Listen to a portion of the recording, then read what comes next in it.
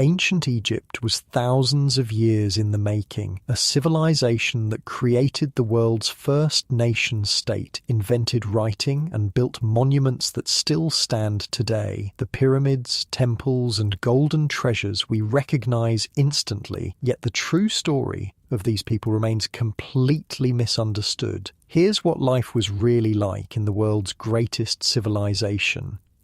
Before the story, if these help you sleep, like or subscribe would be cool. Also, drop where you're listening from and the time. I check the comments and it's crazy seeing people from like Australia and Norway on the same video. Alright, tonight it's ancient Egypt. But before we go anywhere, get cozy, like actually cozy. Pillows good? Blanket situation handled? Perfect. Trust me on this one.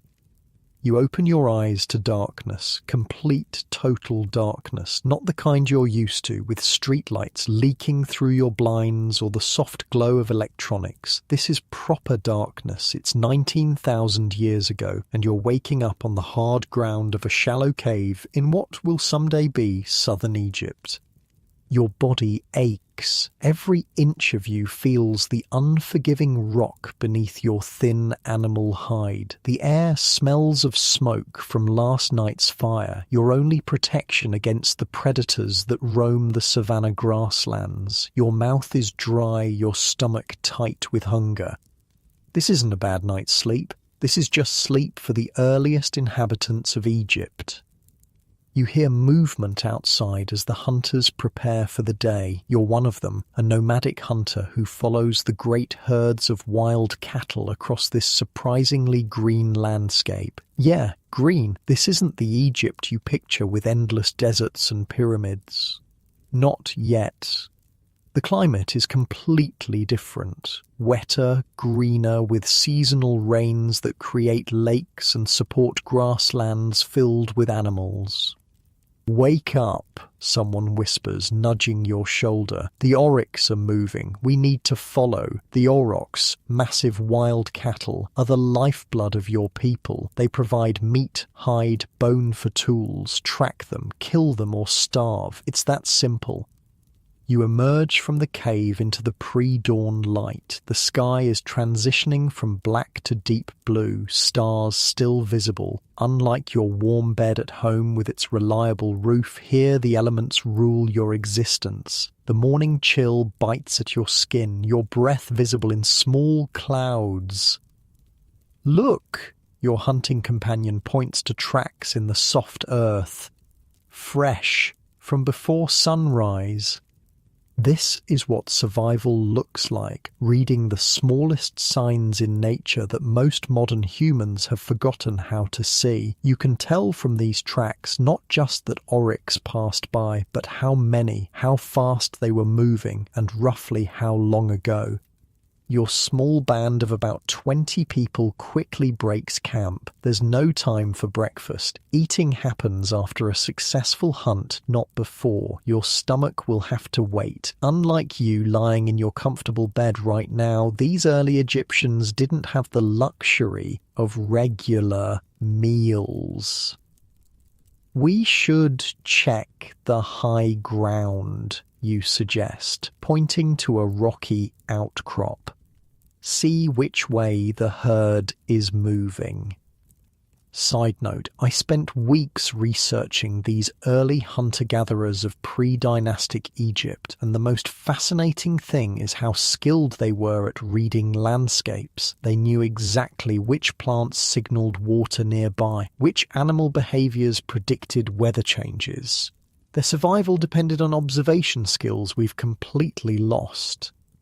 From the high rock, you can see for miles across the savannah, and there they are, a herd of oryx, maybe 40 animals grazing peacefully about a mile away. Their massive curved horns catch the early morning light. "If we circle around," your hunting leader says, "we can approach from downwind." Now the real work begins. Your group moves with practiced silence, spreading out in a loose formation. This hunt will take hours, stalking the animals slowly, getting close enough to use your weapons effectively. These aren't guns or even bows and arrows yet. You're using spears and throwing sticks, primitive but deadly in skilled hands. I've always wondered how I'd fare if I were suddenly transported back to this time. I'd probably last about half a day before something ate me or I drank bad water. These people were survival machines. The sun climbs higher and the heat intensifies. Sweat runs down your back. Salt stinging the scratches from yesterday's trek through thorny brush. Your throat is parched. Water is carried in animal bladders and it's rationed carefully. Every resource is precious. Your group successfully brings down 2 oryx after a grueling 6-hour hunt. Now comes the butchering, using stone tools to carefully separate meat, organs, hide, and bone. Nothing is wasted. The meat will be shared among the entire group. Some will be eaten today, some dried to preserve it. Good throw, an older hunter says, examining your kill. Clean strike. The spirits favoured us today. These early people already had spiritual beliefs, connecting their survival to forces beyond themselves. They saw patterns in stars, in animal migrations, in the seasonal rains. Their worldview was forming, the very beginnings of what would eventually become the complex Egyptian religion. As night falls, your group returns to the cave. The women have gathered roots, berries, and edible plants to supplement the meat. Together, these foods provide just enough nutrition to survive. A fire is built and the meat is cooked. Wait, it gets better. These earliest inhabitants of Egypt left evidence of their existence, not in pyramids or papyrus, but in something even more personal. High up on rocky cliff faces at places like Kurta, about 100 kilometers south of Luxor, they carved images of the animals they hunted. So, imagine this. After the meal, with a full belly for the first time today, an elder takes a stone tool and begins to work on the rock wall of your shelter. By firelight, they carefully chip away, creating the unmistakable outline of an oryx. These aren't just decorations. They're a kind of hunting magic, a way of connecting with the animals and ensuring future success. The more we honor them, the elder explains, the more they give themselves to us. These rock carvings are the earliest art in Egypt, dating back to around 19,000 years ago. Some show hippos, others cattle, a few even depict human figures and boats, though the boats came later as the climate began to change. And speaking of climate change, that's exactly what would transform this green savanna into the Egypt we recognise. Around 10,000 years ago, the Earth's axis tilted slightly, by about half a degree. This tiny shift had profound consequences, gradually changing rainfall patterns across North Africa. The rains come later each year, an old woman observes as your group gathers around the fire, and they bring less water. She's right. Over your lifetime, you've noticed the seasonal lakes shrinking, the grasslands retreating, game animals are becoming harder to find. Your people have to travel farther for food, competing with other bands for dwindling resources. Fun fact that's not actually fun. This climate change wasn't caused by human activity like today's version. It was a natural shift that happened gradually over centuries, but for the people living through it, absolutely devastating. Imagine watching your entire environment slowly die around you with no understanding of why. Over generations, as the climate continued to dry, these nomadic hunters were forced to adapt. They began to follow the retreating moisture, moving closer to the large lakes that formed during the rainy season. One such area is called Nabta Playa, about 100 kilometers southwest of Abu Simbel in southern Egypt. Here's where things get wild. At Nabta Playa, these early people began to settle into communities, still relying on the annual summer rains, but they needed to predict exactly when these rains would return. Their solution? They turned to the night sky. When those stars, a tribal elder points upward to a specific constellation, Appear directly overhead, the rains will come soon. What archaeologists discovered at Nabta Playa is mind-blowing. A stone circle about 7,000 years old, the earliest evidence of how Egyptian weather forecasters became astronomers. They aligned its central stones to the circumpolar stars, stars visible in the night sky all year round. When the sun appeared directly overhead, the stones cast no shadow, signalling that the midsummer rains were approaching. Think about this. Thousands of years before Stonehenge, these people were creating astronomical calendars to track the seasons, and this obsession with aligning monuments to celestial bodies, it would define Egyptian architecture for the next 5,000 years. Every tomb, every temple, every pyramid would be aligned to the stars. The connection they made was simple but profound. If the stars and rain were linked, then this world and the next must be connected. The physical and spiritual realms weren't separate but intertwined. As the climate continued to dry, these people focused more on the one reliable source of water, the Nile. Communities began forming along its banks, taking advantage of its annual flood that left behind rich, fertile soil perfect for growing crops. Look at how the black soil spreads after the water recedes. An early farmer tells his child, "This is the gift of the river." This black soil, Kemet, in ancient Egyptian, would give Egypt its name, the Black Land. By around 5000 BCE, these communities were cultivating wheat and barley, raising cattle and goats, producing the food surplus that would allow civilization to develop. With food production came specialization. Not everyone needed to farm or hunt. Some could become artisans, creating pottery, tools, and eventually luxury goods. Others became religious specialists, responsible for rituals that ensured the Nile's annual flood. I was reading this old archaeologist's field journal from a dig in the 1920s, and he described finding some of the earliest Egyptian pottery. The part that stuck with me was how he could see fingerprints pressed into the clay, actual fingerprints from someone who lived 7,000 years ago. Like, you're literally touching the past. These early settled communities developed distinct cultures in different parts of Egypt. In the north, settlements clustered around the delta and the Fayum. In the south, they centered around the Kena bend of the Nile. These would become the two lands, Upper and Lower Egypt, that developed into two distinct cultures. What they shared was the miracle of the Nile, which transformed desert into paradise. Its annual flood renewed the soil's fertility, making it some of the most productive farmland in the ancient world. Egyptian farmers could grow everything from wheat and barley to figs, melons, and vegetables. Other lands need constant work, says a farmer as he watches the Nile waters recede from his fields. Ours gives to us freely.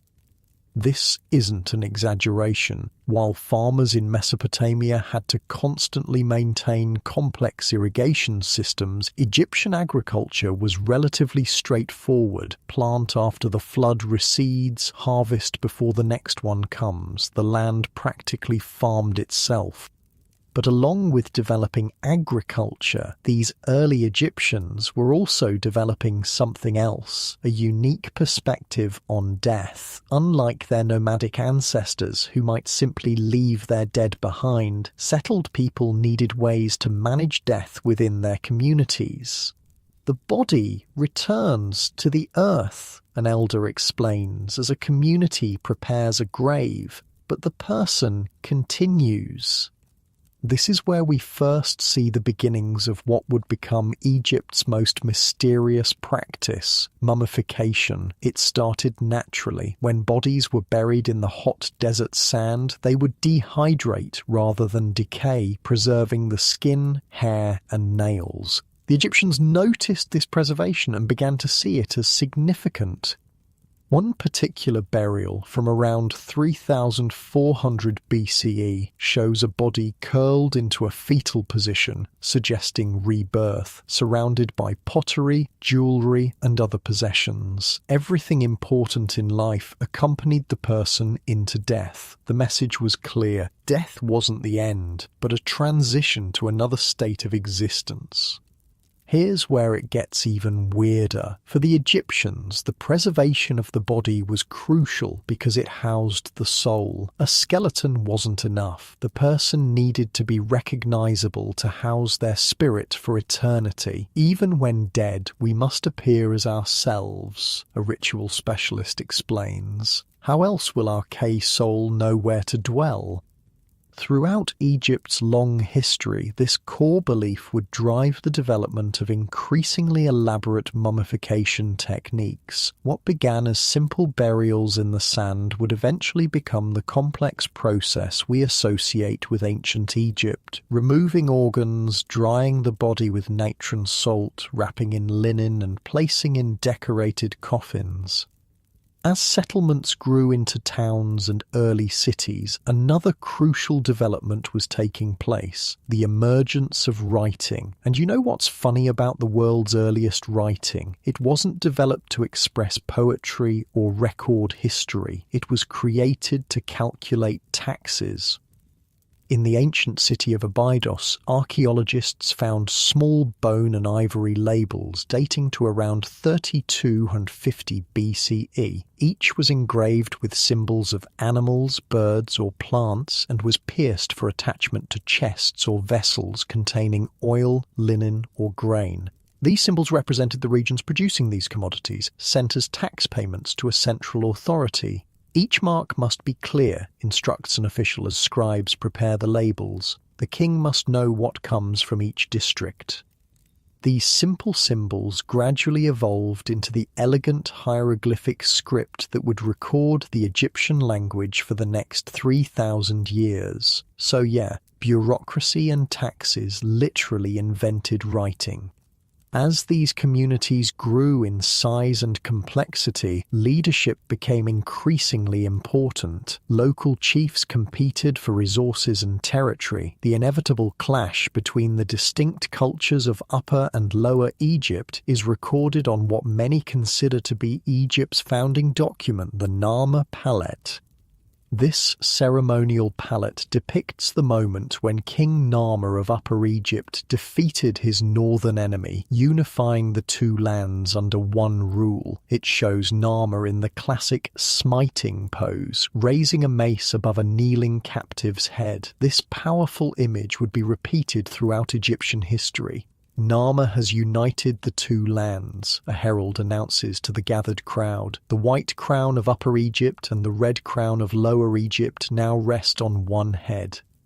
Narmer became Egypt's first king around 3100 BCE, establishing the first dynasty and creating what many scholars consider the world's first nation-state. Egypt was now a unified country with a single ruler, a shared culture, and a central government.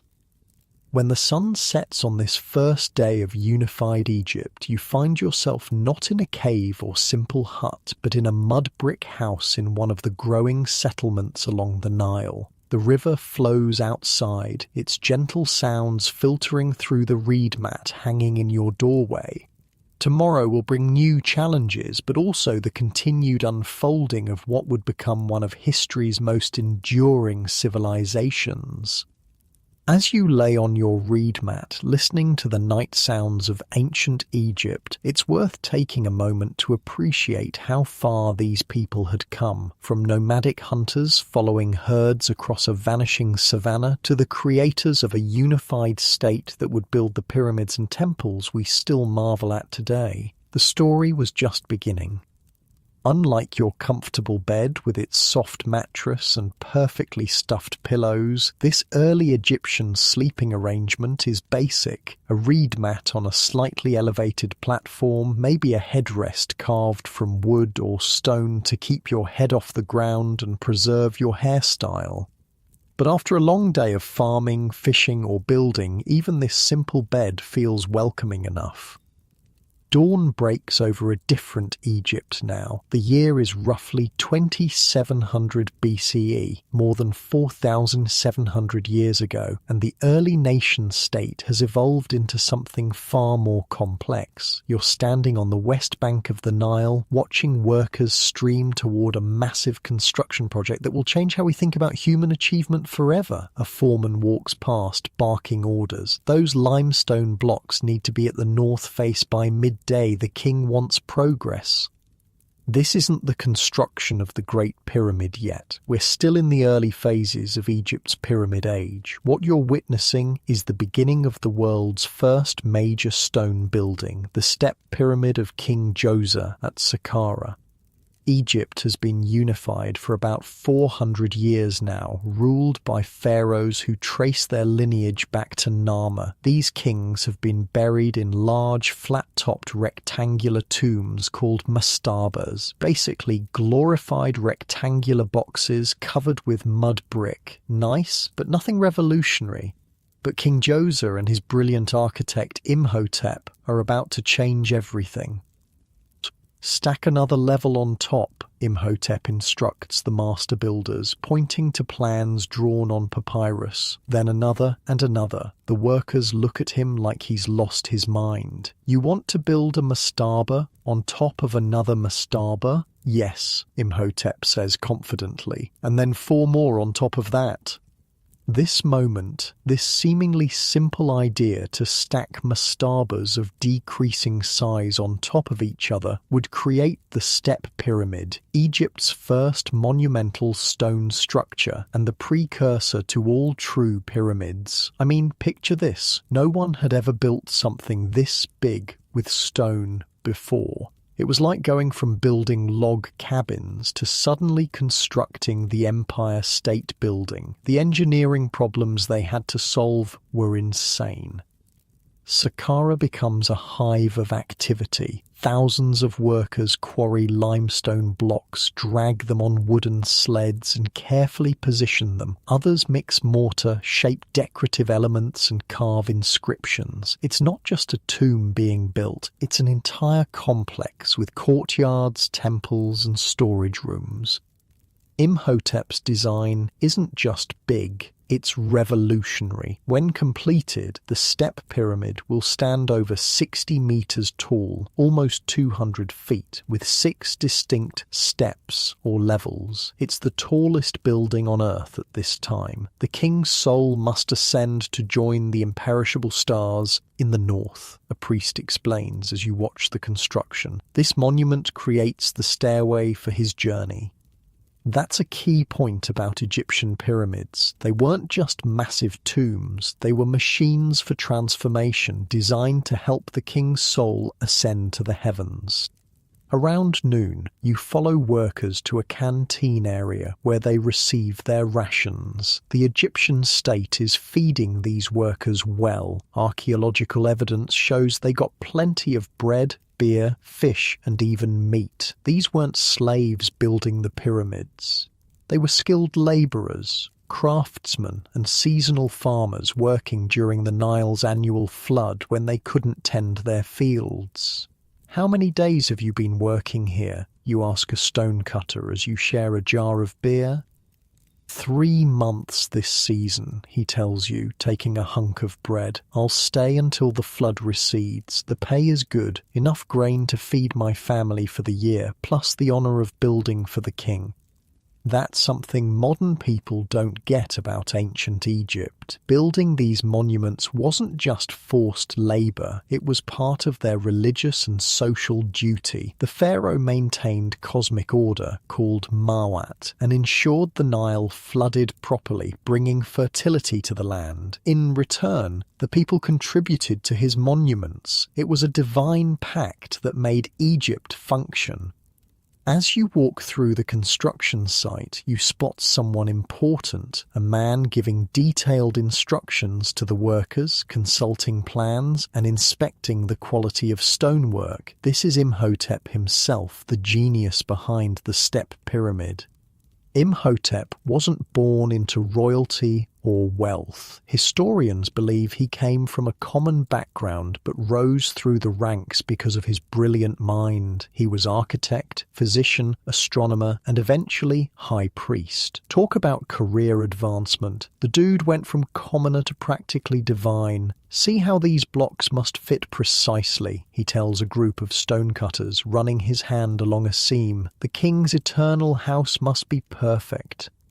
Imhotep was so revered that after his death, he achieved something almost unheard of for a non-royal. He was worshipped as a god of medicine and wisdom. The Greeks later identified him with their own god of medicine, Asclepius. Not bad for an architect.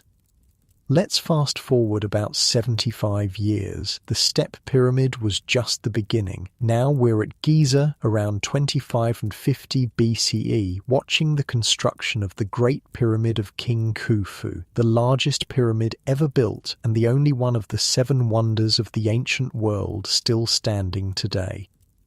The scale is almost incomprehensible. Workers are setting in place 2.3 million blocks of stone, some weighing as much as 80 tons. The finished pyramid will stand 146 meters, 481 feet tall, with a base covering 13 acres. For context, you could fit St. Peter's Basilica in Rome inside this thing with room to spare. How do they move those massive blocks? You whisper to a supervisor.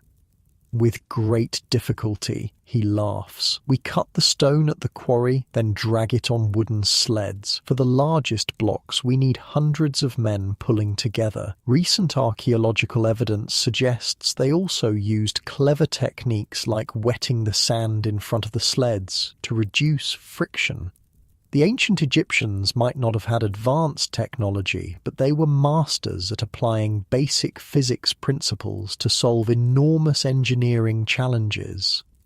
Behind the massive wall now known as the Wall of the Crow lies an entire workers' city. About 20,000 people worked on the Great Pyramid, not all at once, but in rotating shifts throughout the year. Most were farmers who worked during the annual Nile flood when their fields were underwater. Others were permanent skilled craftsmen. Let's check out where they lived. You enter a section of barracks, long, narrow buildings with sleeping platforms for the workers. It's cramped by modern standards, with about 20 men sharing a dormitory-style room. The overseers sleep at each end, explains a worker, pointing to slightly raised platforms at both ends of the room. The rest of us sleep in between, head to foot. The workers' diets were surprisingly good. Archaeologists have found evidence they ate beef, sheep, goat, fish, and plenty of bread and beer. The state provided this food as payment, understanding that well-fed workers were productive workers. In the main workers' village at Giza, there's a designated area for food preparation. Massive bakeries churn out bread, breweries produce beer, and butchers process meat. The logistics of feeding thousands of workers daily was a massive operation in itself. 20 loaves per man, a supply master calculates, making marks on a papyrus sheet, plus 2 jars of beer, onions, garlic, and a portion of fish or meat. When the Egyptian state was strong, this system worked remarkably well. The labour was organised by a complex bureaucracy that kept detailed records of workers, supplies, and progress. Speaking of bureaucracy, that's another Egyptian invention we're still dealing with today. They had officials for everything, overseers of granaries, scribes of the royal documents, masters of the king's works. Every aspect of society was catalogued, recorded, and managed. Let's go inside one of the scribal offices near the construction site. A group of men sit cross-legged, writing on papyrus scrolls with reed pens. These are the accountants of ancient Egypt, keeping track of supplies, workers, and costs. 20 limestone blocks from Tura arrived today, dictates an overseer, while a scribe carefully records the information. 45 workers present in the east quadrant, 3 absent due to illness. Being a scribe was one of the best jobs in ancient Egypt. You avoided hard physical labor, earned a good living, and had social status. Egyptian parents encouraged their sons to train as scribes. There are actual ancient Egyptian school texts where fathers lecture their sons about the benefits of scribal education versus other professions. One famous text has a father telling his son, "Be a scribe, your body will be sleek, your hand will be soft, you are one who sits grandly in your house, your servants answer speedily, beer is poured copiously, all who see you rejoice in good cheer." Translation: be a scribe so you don't have to do real work, can sit around all day and drink lots of beer.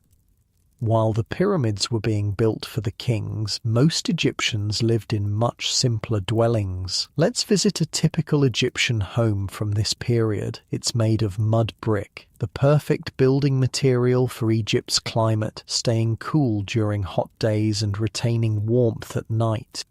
The house has a central courtyard where much of the food preparation happens, surrounded by rooms for sleeping and storage. The roof is flat and accessible by an internal staircase. In hot weather, people sleep on the roof to catch the cooler night breezes. We do most of our living outside, explains the lady of the house as she grinds grain into flour. We only go inside to sleep or escape the midday sun. Egyptian furniture is minimal by modern standards. Reed mats cover the floors. Simple wooden stools and low tables serve for eating. Beds are wooden frames with woven reed mattresses. For a pillow, Egyptians use a curved wooden or stone headrest, not as uncomfortable as it looks once you get used to it. The house has no bathroom as we'd recognise it. A corner of the courtyard has a designated spot for a ceramic pot used as a toilet, emptied daily into the fields as fertiliser. Bathing happens with water carried from the Nile or a local canal poured over the body while standing in a shallow stone basin. We bathe daily, the woman tells you, noticing your interest. Cleanliness is important to us. This is true. Ancient Egyptians were obsessed with hygiene by ancient standards. They used natron, a natural salt, as soap, brushed their teeth with frayed reed brushes, and even used mint as breath freshener. While the royals and elites might use elaborate makeup, wigs and jewellery, ordinary Egyptians dress simply. Men typically wear a simple linen kilt, while women wear straight linen dresses with straps that cover their breasts. Children often go naked until puberty. Sandals are for the wealthy. Most people go barefoot. In the fields surrounding the village, farmers work with simple tools, wooden ploughs pulled by oxen, hoes, sickles for harvesting. Egyptian agriculture followed a predictable annual cycle governed by the Nile's flood. There are 3 seasons, a farmer explains while checking the irrigation channels in his field. Akhet, the flood, when the Nile rises and covers our fields. Pereh, the growing season, when we plant after the waters recede. And Shemu, the harvest, before the cycle begins again. This natural rhythm gave Egyptian civilization remarkable stability. While other ancient societies struggled with unpredictable rainfall, the Nile's annual flood was reliable enough that Egyptians could build their entire society around it. Throughout the Old Kingdom, roughly 2700–2200 BCE, this system thrived. The king maintained cosmic order, the Nile flooded properly, crops were abundant, and monumental projects continued. Egypt was the superpower of its day, wealthy and secure behind its natural desert barriers. The pyramids of the 4th dynasty mark the pinnacle of this achievement. After Khufu's Great Pyramid, his son Khafra built the 2nd pyramid at Giza, the one with the Sphinx in front, and his grandson Menkaura built the 3rd, smaller pyramid. Together they form the iconic skyline we associate with ancient Egypt.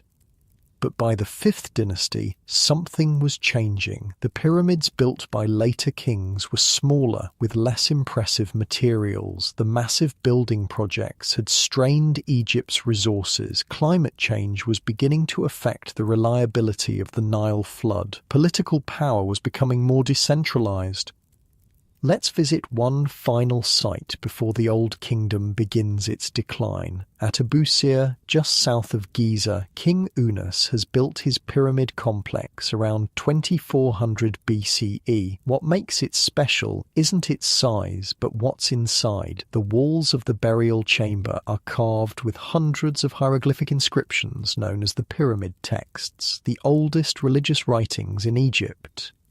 These spells will protect the king in the afterlife, a priest explains, as artisans carefully carve the hieroglyphs. They will help him navigate the dangers, join with Osiris, and rise to the sky with Ra. The pyramid texts give us our first detailed look at ancient Egyptian religious beliefs. They describe a complex afterlife journey where the king must overcome obstacles, pass judgments, and transform into different divine forms. This religious tradition would evolve over thousands of years, but its core elements are already present. While Unas's causeway connecting his pyramid to the Valley Temple shows scenes of bounty and prosperity, it also contains a troubling image, emaciated figures representing famine victims. This rare moment of realism in Egyptian art hints at problems on the horizon. These are the Bedouin from the desert edges, an artist explains, painting the thin figures. They suffer when the rains fail, but such troubles could never reach the Black Land. He's wrong. By 2200 BCE, about 200 years after Unas, Egypt would face a series of low Nile floods, leading to famines, political instability, and the collapse of central authority. The Old Kingdom's end would plunge Egypt into its first dark age, a period of fragmentation called the First Intermediate Period. As the sun sets on the Pyramid Age, you watch workers heading home after a day of construction. They're tired but satisfied, participating in what they believe is the most important work possible, ensuring their king's immortality and, by extension, the stability of their world. They have no idea that the magnificent civilization they're building, with its massive monuments, complex bureaucracy, and elaborate religious traditions, will collapse within a few generations, that the divine order they take for granted is more fragile than they can imagine. Unlike your safe, predictable world with its weather forecasts and grocery stores, these ancient Egyptians live with constant uncertainty. One bad Nile flood means widespread hunger. One weak pharaoh means political instability. The monuments they build are, in part, an attempt to create permanence in an impermanent world. As night falls over the Giza Plateau, the partially completed Great Pyramid looms against the starry sky. Thousands of workers sleep in their barracks, exhausted from a day of hauling stone. In the nearby palace, Pharaoh Khufu reviews plans with his officials.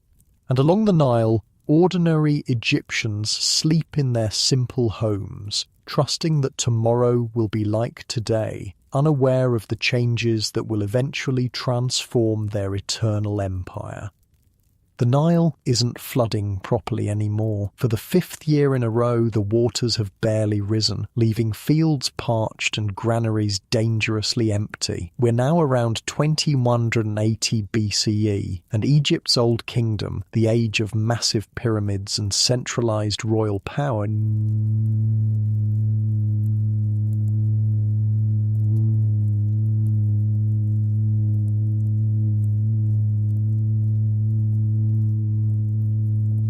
How can the king fail to bring the floods? A farmer asks, looking at his withered crops.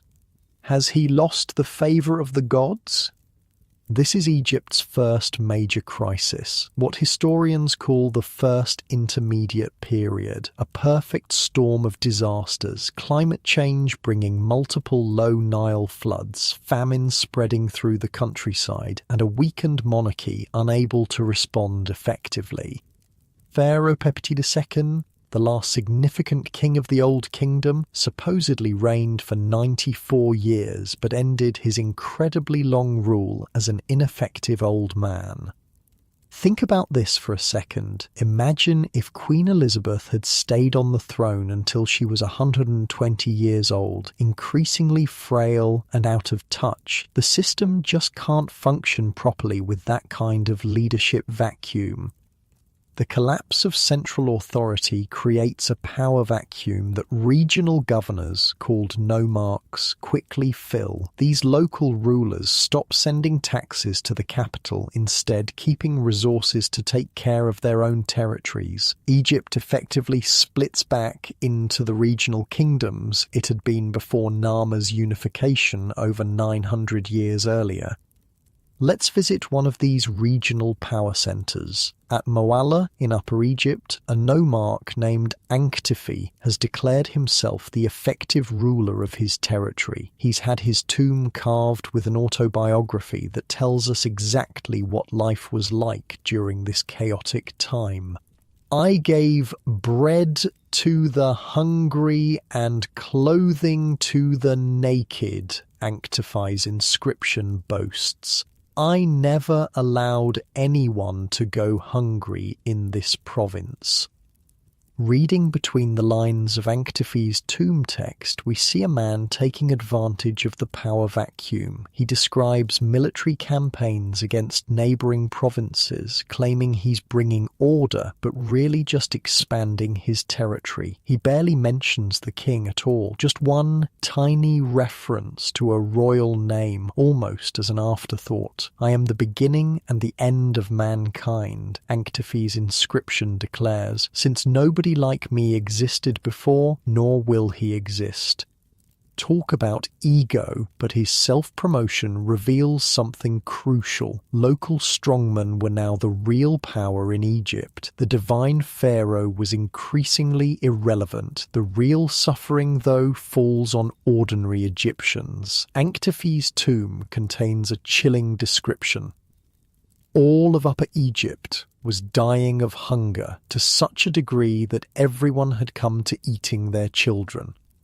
While that's probably exaggerated for dramatic effect, like, look how bad things were until I saved everyone, archaeological evidence does show signs of widespread malnutrition during this period without the coordinated response of a strong central government. Local areas were left to fend for themselves when the Nile failed to flood properly. Now, around 2050 BCE, we're in Thebes, modern Luxor. This southern city was previously a backwater, but it's becoming the centre of a movement to reunify Egypt. A family of local rulers named Mentuhotep, the war god Montu, is satisfied, are building military power and expanding northward. The South will rise again, jokes a soldier as troops gather for a northern campaign. Thebes will rule all Egypt. He's right. After decades of fighting, Mentuhotep II defeats the northern rulers based at Heracleopolis and reunifies Egypt around 2055 BCE, establishing what we now call the Middle Kingdom. Here's where things get really brutal. When archaeologists excavated Mentuhotep's temple complex at Dir el-Bahri, they found a mass grave containing about 60 soldiers. These weren't carefully mummified nobility. These were the actual guys who fought and died in the civil war to reunify Egypt.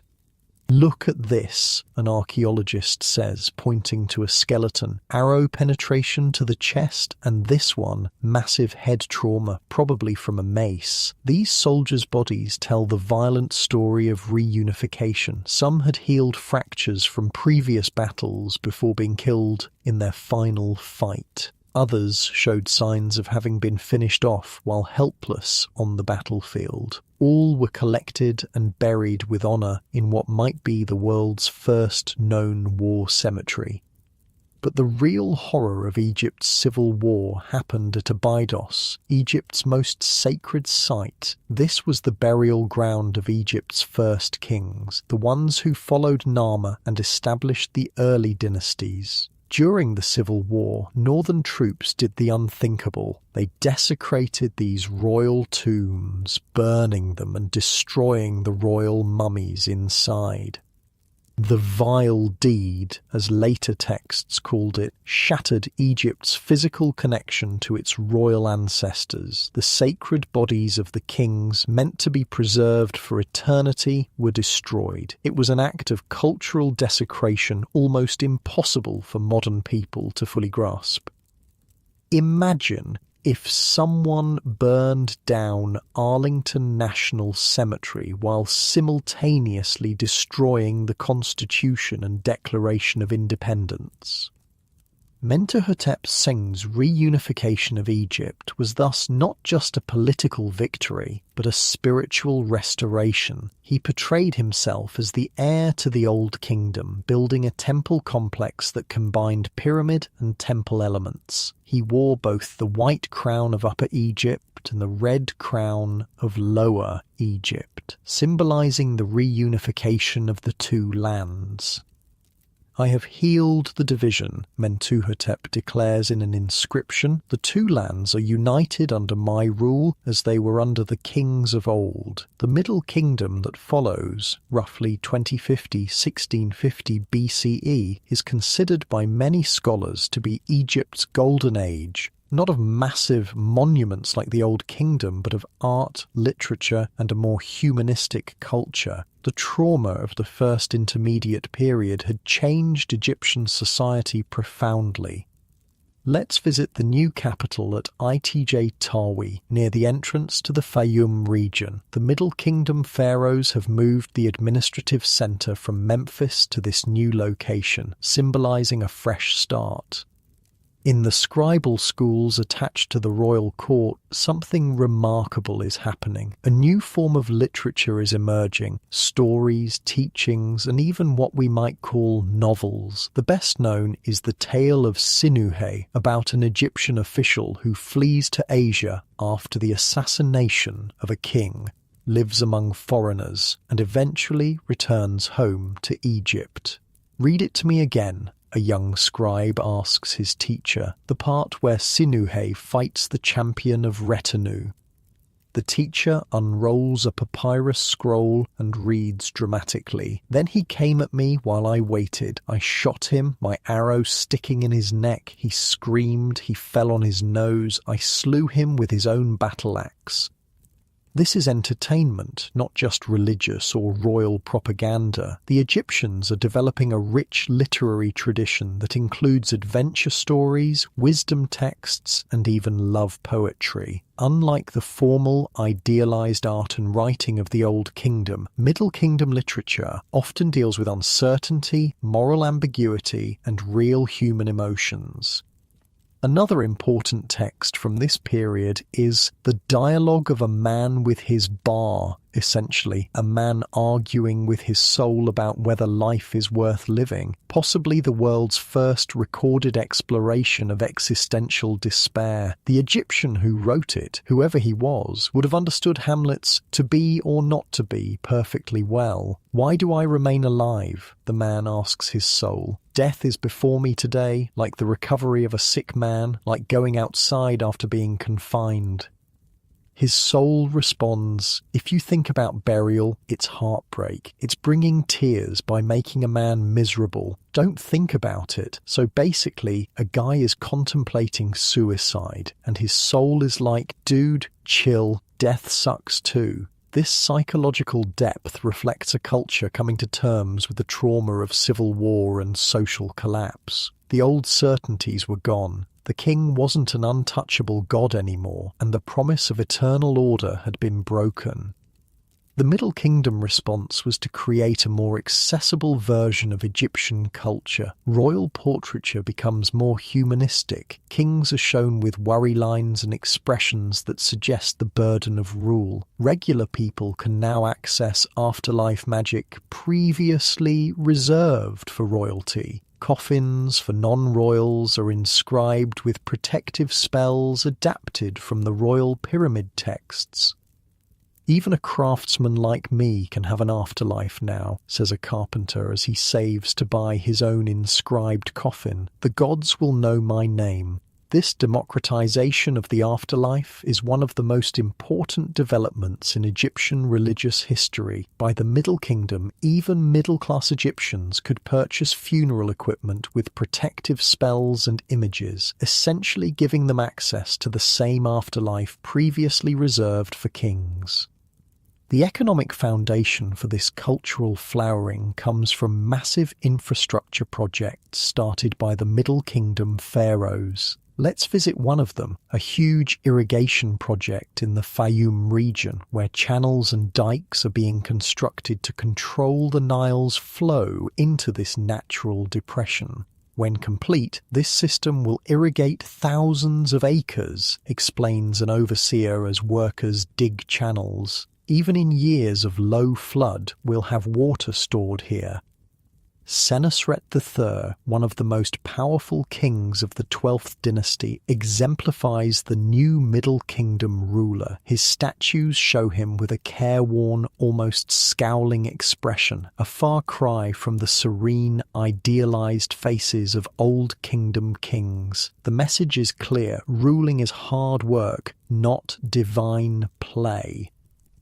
The king sleeps little, thinking of his people, a court official explains. His ears hear the needs of Upper and Lower Egypt.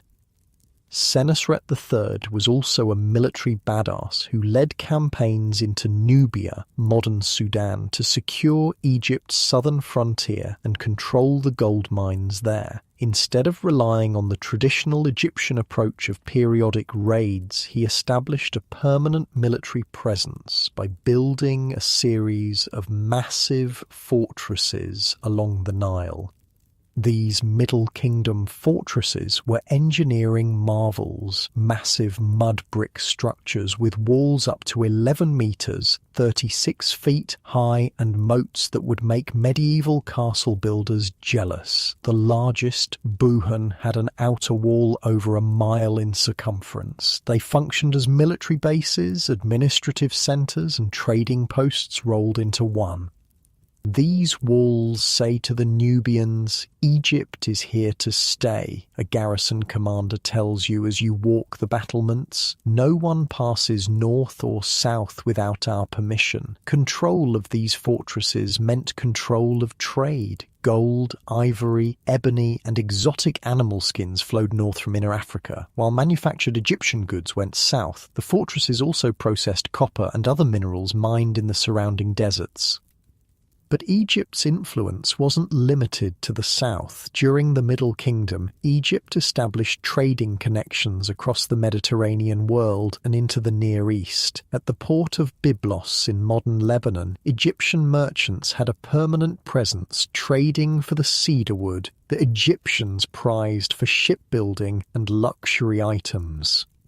Lebanon's mountains grow the finest cedars, an Egyptian trader tells you as a ship unloads at an Egyptian harbour. One tree can make a mast tall enough to carry a sail that moves a ship with 60 men and tons of cargo.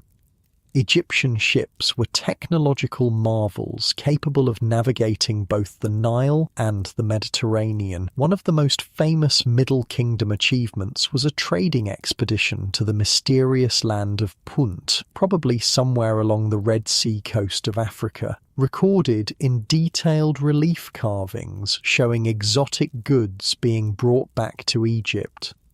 From Punt we brought frankincense trees, ebony, gold, ivory and exotic animals, boasts an expedition leader, even baboons and a giraffe for the king's menagerie.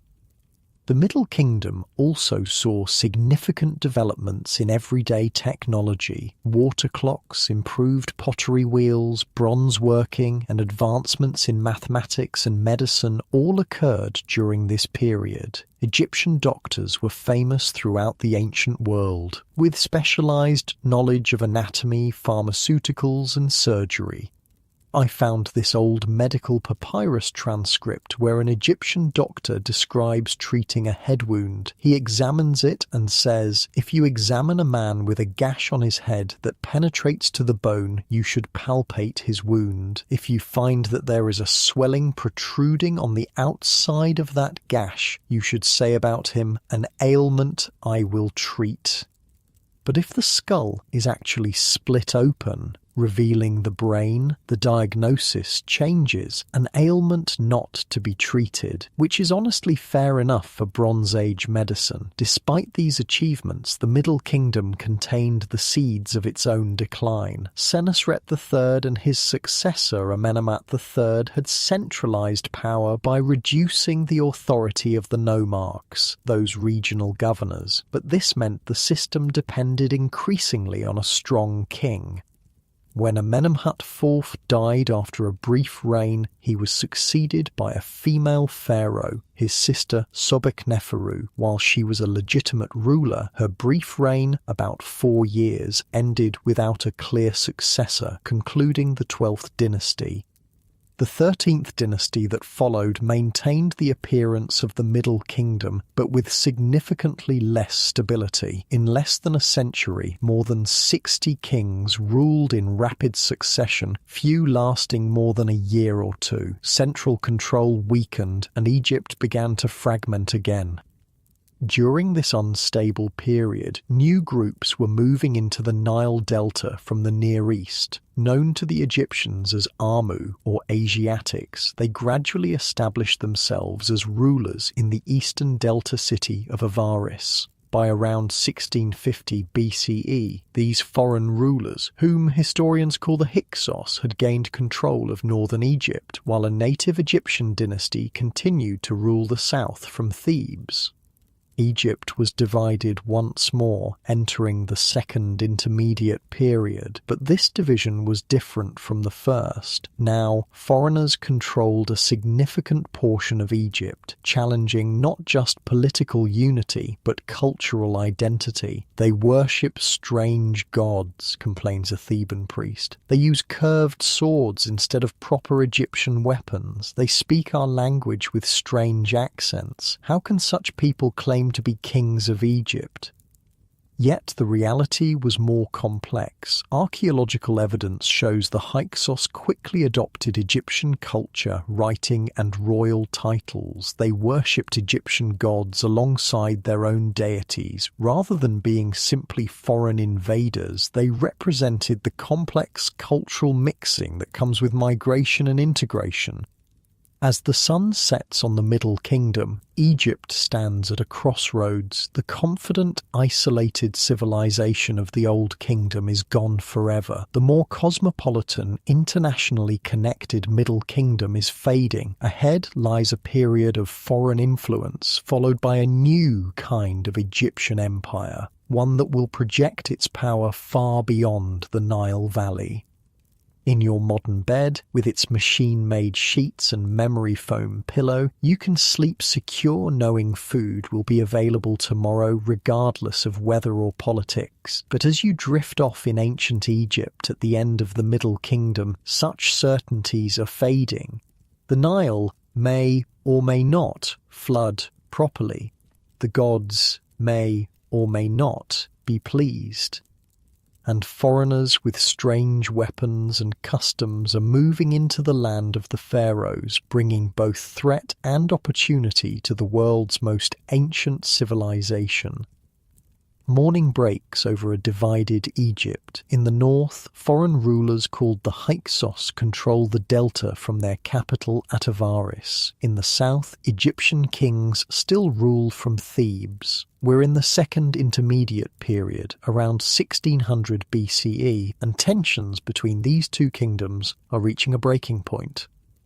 The Hyksos aren't what you might expect. Rather than wild barbarians, they're sophisticated rulers who've largely adopted Egyptian culture. They write in hieroglyphs, worship Egyptian gods alongside their own deities, and use Egyptian titles. Their kings have taken Egyptian throne names. The current ruler calls himself King Apophis. They want to be Egyptian, a Theban official scoffs. They wear our clothes, use our writing, but they'll never truly understand Ma'at, that concept of cosmic order, balance and justice that underpins Egyptian civilization. To the Thebans, only a true Egyptian king can maintain it. What makes the Hyksos truly threatening isn't just their control of northern Egypt, but their military innovations. They've introduced new weapons and tactics that give them an edge. The composite bow, more effective axes, and most importantly, the horse and chariot. Let's visit a Hyksos military camp outside Avaris. Soldiers are training with these strange new weapons, particularly the chariot, a light, fast, two-wheeled vehicle pulled by horses. Egypt had never seen anything like it before. The chariot is a mobile fighting platform, a Hyksos officer explains to new recruits. One man drives while the other shoots. We can strike and move before Egyptian infantry can even reach us. This military technology was revolutionary. Previously, Egyptian battles were mainly infantry affairs, masses of men with shields, spears, and maces slugging it out. The chariot changed everything, allowing archers to rapidly deploy, shoot, and relocate. It was the ancient equivalent of introducing tanks to a battlefield of foot soldiers.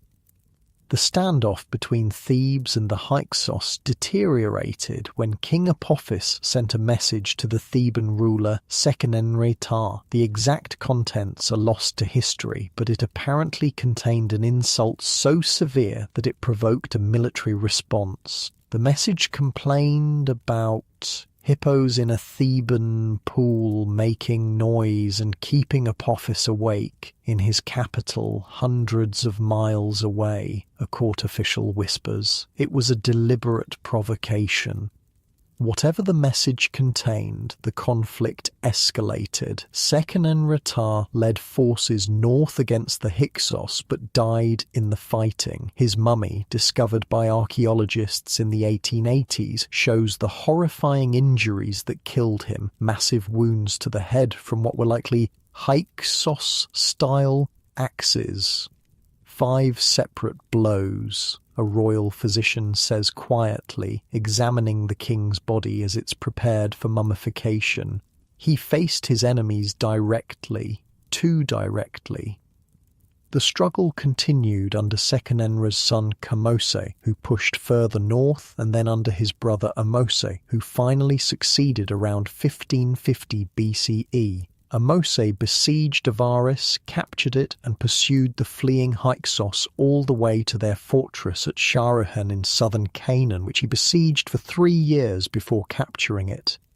The victory over the Hyksos marks the beginning of Egypt's new kingdom, 1550–1069 BCE, arguably the peak of ancient Egyptian civilization, but something fundamental had changed. The experience of foreign occupation and the struggle to expel the invaders transformed Egypt from an insular kingdom into an aggressive empire. Never again will foreigners rule the Black Land, Ahmose declares to his troops. From now on, we will strike them in their own territories before they can threaten Egypt. This new imperial mindset, combined with the military technologies adopted from the Hyksos, particularly the chariot, turned Egypt into the ancient world's superpower. Under the kings of the 18th dynasty, Egyptian armies would march far beyond their traditional borders, creating an empire that stretched from Sudan to Syria. Let's jump ahead a few decades to the reign of Thutmose III. Around 1450 BCE, he's led the Egyptian army north into Canaan, where he faces a coalition of local princes backed by the powerful kingdom of Mitanni at the Battle of Megiddo, probably the first major battle in history that we can reconstruct in detail. "The enemy has taken position at Megiddo," reports a scout to Thutmose. "They believe we must take the wide, safe road around the mountain, but there is a narrow path that leads directly to them. They won't expect us there." Thutmose makes a daring decision, leading his army through a narrow, dangerous mountain pass that his generals advise against. The gamble pays off. He catches the coalition forces by surprise and scatters them, forcing them to retreat into the walled city of Megiddo, which he then besieges for 7 months. If we had followed the easy path as the enemy expected, the battle would have been much harder, Thutmose tells his officers afterward. Sometimes the most dangerous route offers the greatest opportunity. Thutmose III would ultimately lead at least 17 military campaigns into the Near East, creating Egypt's first true empire. He was so successful that he's sometimes called the Napoleon of ancient Egypt. Under his rule, wealth poured into Egypt: gold, silver, precious woods, horses, and exotic goods from across the known world. But before Thutmose III's solo rule, there was one of the most remarkable chapters in Egyptian history, the reign of Hatshepsut, his stepmother and aunt, who ruled as a female pharaoh for about 22 years. Officially, Hatshepsut began as regent for young Thutmose III, who was only about 2 years old when his father died. But within a few years, she had taken the unprecedented step of declaring herself king. Not queen, but king with all the titles and regalia of a male pharaoh.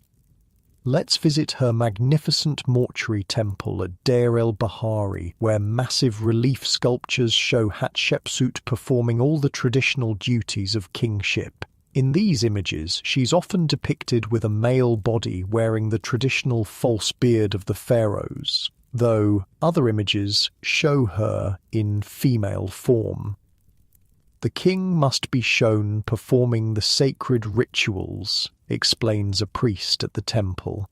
Hatshepsut does everything a king must do to maintain Ma'at. One of Hatshepsut's greatest achievements was a trading expedition to the land of Punt, recorded in detail on her temple walls. The carvings show Egyptian ships sailing to this exotic location, probably somewhere in East Africa, where they traded for frankincense trees, ebony, gold, ivory, and exotic animals. The Punt expedition shows our strength extends beyond military conquest, says a court official proudly. Nations willingly trade with Egypt because of our wealth and prestige. After Hatshepsut's death, Thutmose III finally ruled alone, though he eventually had most references to Hatshepsut erased from monuments, probably to strengthen his son's claim to the throne rather than out of personal animosity. He built on her diplomatic and economic foundations while adding his own military conquests. By the height of the New Kingdom, around 1400 to 1300 BCE, Egypt had become unimaginably wealthy. Let's visit Thebes, now the religious capital, during a festival. The city is booming, temples are expanding, trade goods from across the known world fill the markets, and construction projects are everywhere. The Temple of Karnak, dedicated to the god Amun, has become the largest religious complex in the world. Walking through its massive pillared halls, you're dwarfed by columns 24 meters, 80 feet high. This isn't just a temple, it's a statement of Egypt's power and prosperity. The temple owns lands throughout Egypt, a priest tells you proudly. Hundreds of villages, thousands of cattle, countless fields. Our granaries are always full. The cult of Amun has become incredibly powerful. Originally a minor local deity associated with Thebes, Amun rose to become the state god of Egypt. Identified with the sun god Ra as Amun-Ra, his priesthood controls vast wealth and wields significant political influence. Let's move from the temple to the palace of Pharaoh Amenhotep III, who rules around 1350 BCE at the absolute peak of Egypt's prosperity and international prestige. His palace at Malkata on Thebes' west bank is a sprawling complex with audience halls, residential quarters, artificial lakes and gardens. Diplomatic envoys from Babylon, Mitanni, Assyria and Hatti all wait to see the king, explains a royal steward as you walk through bustling palace courtyards. They bring tribute and requests for Egyptian gold. Egypt under Amenhotep III is so wealthy that he can literally give gold away to foreign rulers. In diplomatic letters found by archaeologists, the famous Amarna letters, foreign kings repeatedly beg Amenhotep for more gold, complaining that what he sent previously wasn't enough. A testament to Egypt's incredible resources. Gold in Egypt is more plentiful than dust, Amenhotep reportedly told one ambassador. This wasn't just royal propaganda. Egypt controlled the major gold-producing regions of Nubia and the Eastern Desert. A single mine could produce over a ton of gold per year, an astronomical amount in the ancient world. But regular Egyptians were prospering too. Let's visit the village of Deir el-Medina, home to the skilled workers who cut and decorated the royal tombs in the Valley of the Kings. Unlike the anonymous masses who built the pyramids, we know these people by name and their personal lives, thanks to thousands of written records they left behind. 8 bread loaves, 4 jars of beer, and half a sack of dates, recites a workman to his wife as he returns home, listing his pay for the day, plus this piece of linen the foreman gave me for fixing his door. Workers like him were well-compensated specialists, the elite craftsmen of their day. They received official rations but also earned extra income through side work. Their homes were small but comfortable, with multiple rooms, some basic furniture, and even artwork on the walls. What's most remarkable about Deir el-Medina is how much it tells us about ordinary life in New Kingdom Egypt. The workers left behind everything from official records to personal letters, medical prescriptions, love poems, and even gossip. One ostracon, a pottery shard used as a writing surface, records a worker complaining that his neighbour's donkey ate his vegetables. Another contains a love poem from a young man to his girlfriend. "Your love has gone clear through my body like honey mixed with water," reads the poem. "My heart races when I think of you." Daily life for these workers followed a predictable pattern. They worked 8 days, then took 2 days off, the earliest known weekend.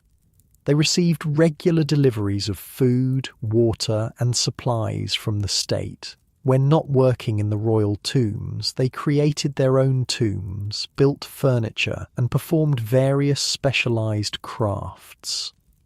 Not all was harmony, though. Records from Deir el-Medina document the first recorded labor strike in history. When grain deliveries were late, the workers simply sat down at the entrance to the Valley of the Kings. "We are hungry," their leader announced to officials. "We have no grain, no oil, no fish, no vegetables. Tell this to Pharaoh. We cannot cut his tomb if we starve." The officials scrambled to address the problem, eventually providing the missing rations. This wasn't a modern-style labour movement, but it shows that even in ancient autocracies, workers could assert themselves when pushed too far. The tombs these workers created in the Valley of the Kings were masterpieces of art and engineering. Unlike the pyramids, which advertised the king's burial place to everyone, these tombs were cut deep into the limestone cliffs, hidden from view and potential robbers. Their walls were covered with religious texts and images to help the king navigate the afterlife. Each scene must be perfect, a master artist instructs his apprentice as they paint a tomb wall. The king's eternal life depends on it.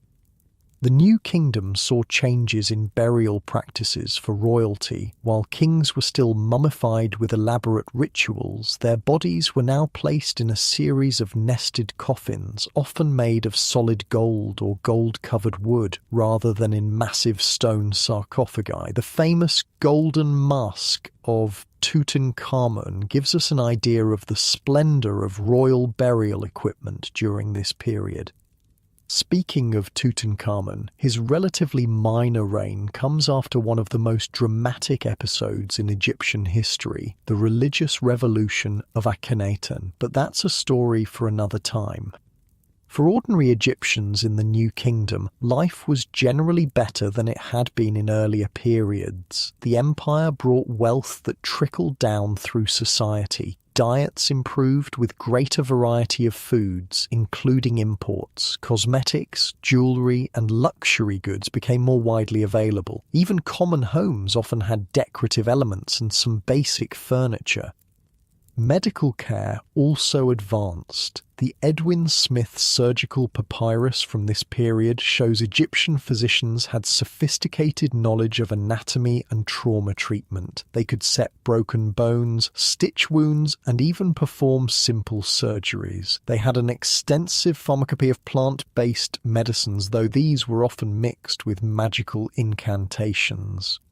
For a wound, apply fresh meat on the first day, a physician instructs his student. Then dress it with oil, honey, and plant fibers. Recite the healing spell twice daily. Education expanded during the New Kingdom, with more people learning to read and write than in previous eras. While still limited mostly to boys from privileged families, literacy was no longer just for specialized scribes. Military officers, priests, administrators, and merchants often had basic literacy. Clothing and fashion evolved too. While the basic garments remained simple linen kilts for men and sheath dresses for women, styles became more elaborate for the wealthy. Pleated, draped, and layered garments appear in artwork. Wigs grew more elaborate and jewellery more intricate. The latest style from the capital, a wig maker tells a wealthy client, showing her an elaborate creation. All the court ladies wear them this way now. This increasing sophistication reflected Egypt's growing international connections. The New Kingdom was far more cosmopolitan than earlier periods. Foreign diplomats, merchants, and captives brought new ideas, technologies, and customs. Egyptian art shows influences from Minoan Crete, Mesopotamia, and the Levant. The royal court became increasingly international. Egyptian kings maintained diplomatic marriages with foreign princesses, who brought their own entourages and customs. Foreign mercenaries served in the Egyptian military, eventually settling and integrating into society. As the sun sets on Amenhotep III's Egypt, the empire is at its absolute peak, wealthy, powerful, prestigious. No one could imagine that within a generation his son Akhenaten would upend Egyptian religion in a radical experiment that would threaten centuries of tradition. Or that within a century, Egypt would face a new threat from the sea that would begin its long, slow decline. Lying in your comfortable modern bed, you have the luxury of historical perspective. You know that even the mightiest civilizations eventually fade, but for an Egyptian living in the glory days of Amenhotep III, the divine order established at creation seemed as permanent as the stars. Egypt had overcome division, expelled foreign rulers, and created an empire. The temples were wealthy, the army was strong, and the gods were pleased. What could possibly go wrong? The royal palace at Thebes is in chaos. Amenhotep IV, son of the great Amenhotep III, has just made an announcement that's left the court stunned. He's changing his name to Akhenaten, effective for Aten, abandoning the traditional gods and moving the capital from Thebes to a new city he'll build in the middle of nowhere. Has the king lost his mind? Whispers a priest of Amun, looking around nervously to see if anyone overheard. We're witnessing one of history's first recorded religious revolutions. Around 1350 BCE, Akhenaten upended over 1,500 years of Egyptian religious tradition by elevating a minor aspect of the sun god, the Aten, the physical disk of the sun, to supreme deity, while suppressing the worship of other gods, particularly Amun. The Aten alone gives life, Akhenaten declares to his court. All other gods are false. Only through the Aten, and through me, its son, can truth be known. This wasn't just a theological shift, it was a direct attack on the powerful priesthood of Amun, who had grown so wealthy and influential that they threatened the king's authority. By closing their temples and redirecting their revenues to his new religion, Akhenaten was staging nothing less than a palace coup against the religious establishment. Within a few years, Akhenaten has moved his court to a new city called Akhetaten, horizon of the Aten, modern Tel El Amarna, built in a previously uninhabited stretch of desert about halfway between Thebes and Memphis. Let's visit this strange new capital as it's being constructed. Everywhere you look, workers are hauling stone, making mud bricks and raising buildings. The city is being built at an astonishing pace, with thousands of labourers working around the clock. The central area contains huge open-air temples to the Aten. Unlike traditional Egyptian temples, these have no roofs or inner sanctums, allowing the sun's rays to shine directly on the worship spaces. No dark chambers, no hidden mysteries, explains a royal architect. The Aten's light must reach everything. What's most striking about Akhetaten is how different it feels from traditional Egyptian cities. The art style has changed dramatically. Images of the king and his family show them with elongated heads, drooping features, and exaggerated physical characteristics. A complete departure from the idealized athletic depictions of previous pharaohs. The king says we must show things as they truly are, an artist explains as he carves a relief showing the royal family. No more perfect bodies, no more symbolic poses, truth alone matters now. Some scholars think these strange depictions might indicate Akhenaten suffered from a genetic disorder. Others believe it was purely a stylistic choice to break with artistic tradition. Whatever the reason, the Amarna style art is some of the most distinctive and strange from ancient Egypt. Most shocking of all are the intimate scenes of the royal family. Akhenaten is shown kissing his wife, bouncing his daughters on his knee, relaxing with his family under the rays of the Aten. Nothing like this exists in previous royal Egyptian art, where pharaohs were shown smiting enemies or standing stiffly before gods, not displaying affection to their families. The king says his love for his family mirrors the Aten's love for creation, explains a court official, though he looks uncomfortable with this radical new imagery. The queen at the centre of these family scenes is the famous Nefertiti, whose limestone bust in Berlin is one of the most recognised images from ancient Egypt. As Akhenaten's chief wife, she plays an unprecedented role in the new religion, almost as an equal partner to the king. The queen performs offerings alongside Pharaoh, a priest of the Aten tells you with pride. She is called the Beautiful One has come, and through her beauty the Aten's glory is revealed. But not everyone is happy with the religious revolution. In Thebes and other traditional religious centres, the closed temples of Amun sit empty, their priests dismissed, their revenues redirected to the Aten cult. The ordinary people whose families have worshipped the traditional gods for countless generations continue their practices in secret. "My grandfather was a priest of Ptah," whispers a craftsman as he checks no one is listening. "He taught me the old prayers. At night we still recite them with a statue hidden under the floor of our house." For all its radical theology, daily life in Akhetaten follows familiar Egyptian patterns. The king and his nobles live in luxurious palaces and villas, while ordinary workers inhabit simple mud brick homes. Markets still operate, craftsmen still practice their trades, and the bureaucracy still keeps meticulous records.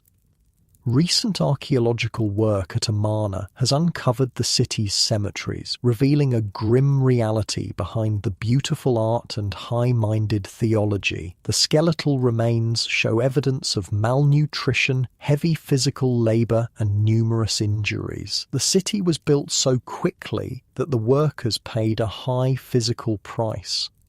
"My back is never without pain," confides a labourer as he hauls stone blocks. "We work from sunrise to sunset with few breaks. The king says we are blessed by the Aten, but my blessings feel like curses some days."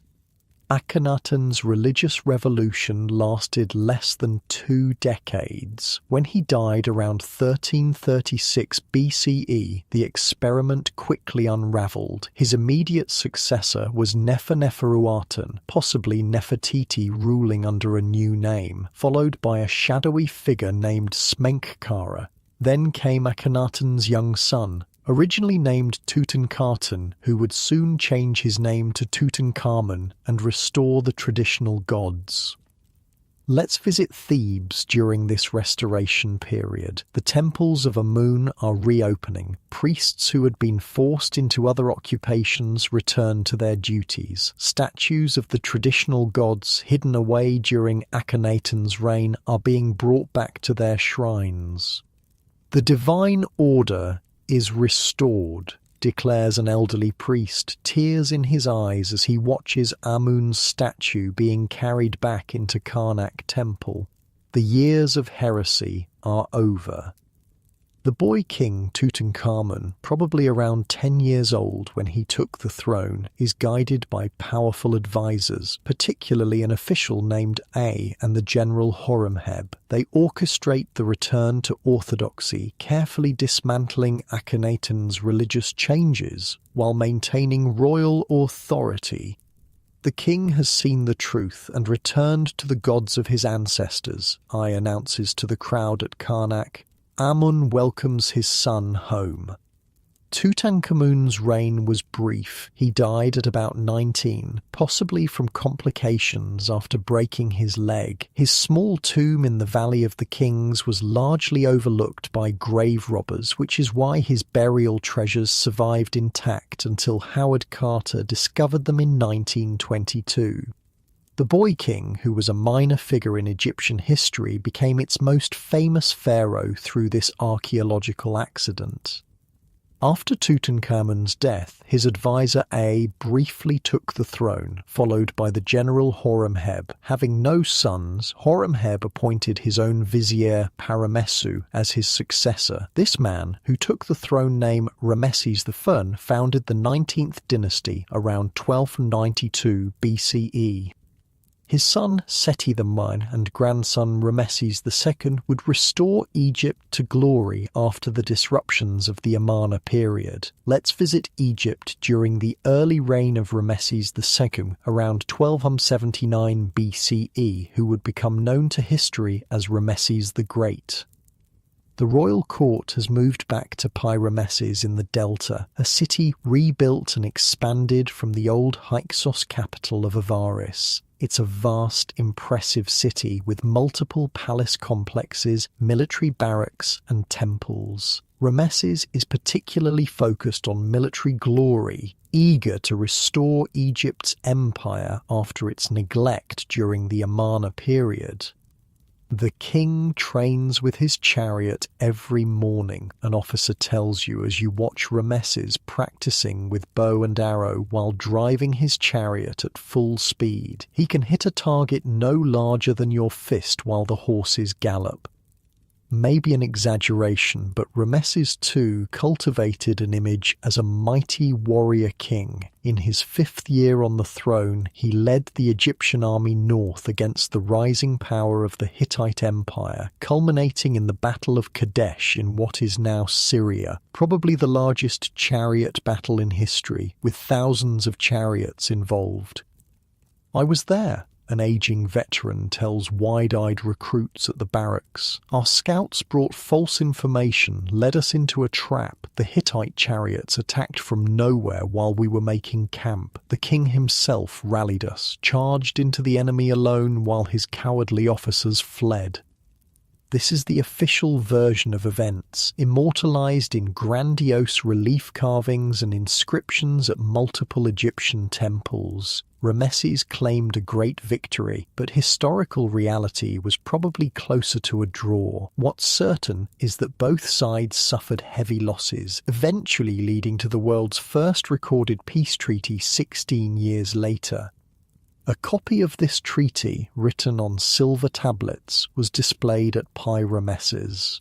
A good brotherhood is established, lasting peace is established, it declares. Egypt and Hatti, the Hittite Empire, are at peace, and it shall be for eternity.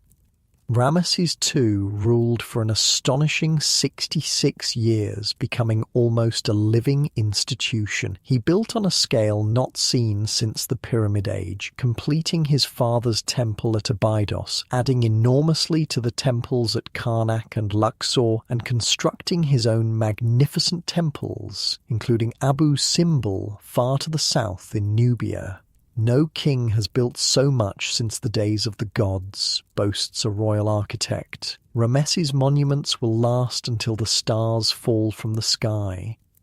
He wasn't exaggerating much. Rameses erected so many statues, obelisks and buildings that later pharaohs would give up trying to match him and simply carve their names on his monuments. He was so prolific that today almost any large ancient Egyptian statue is jokingly said to be probably Rameses II.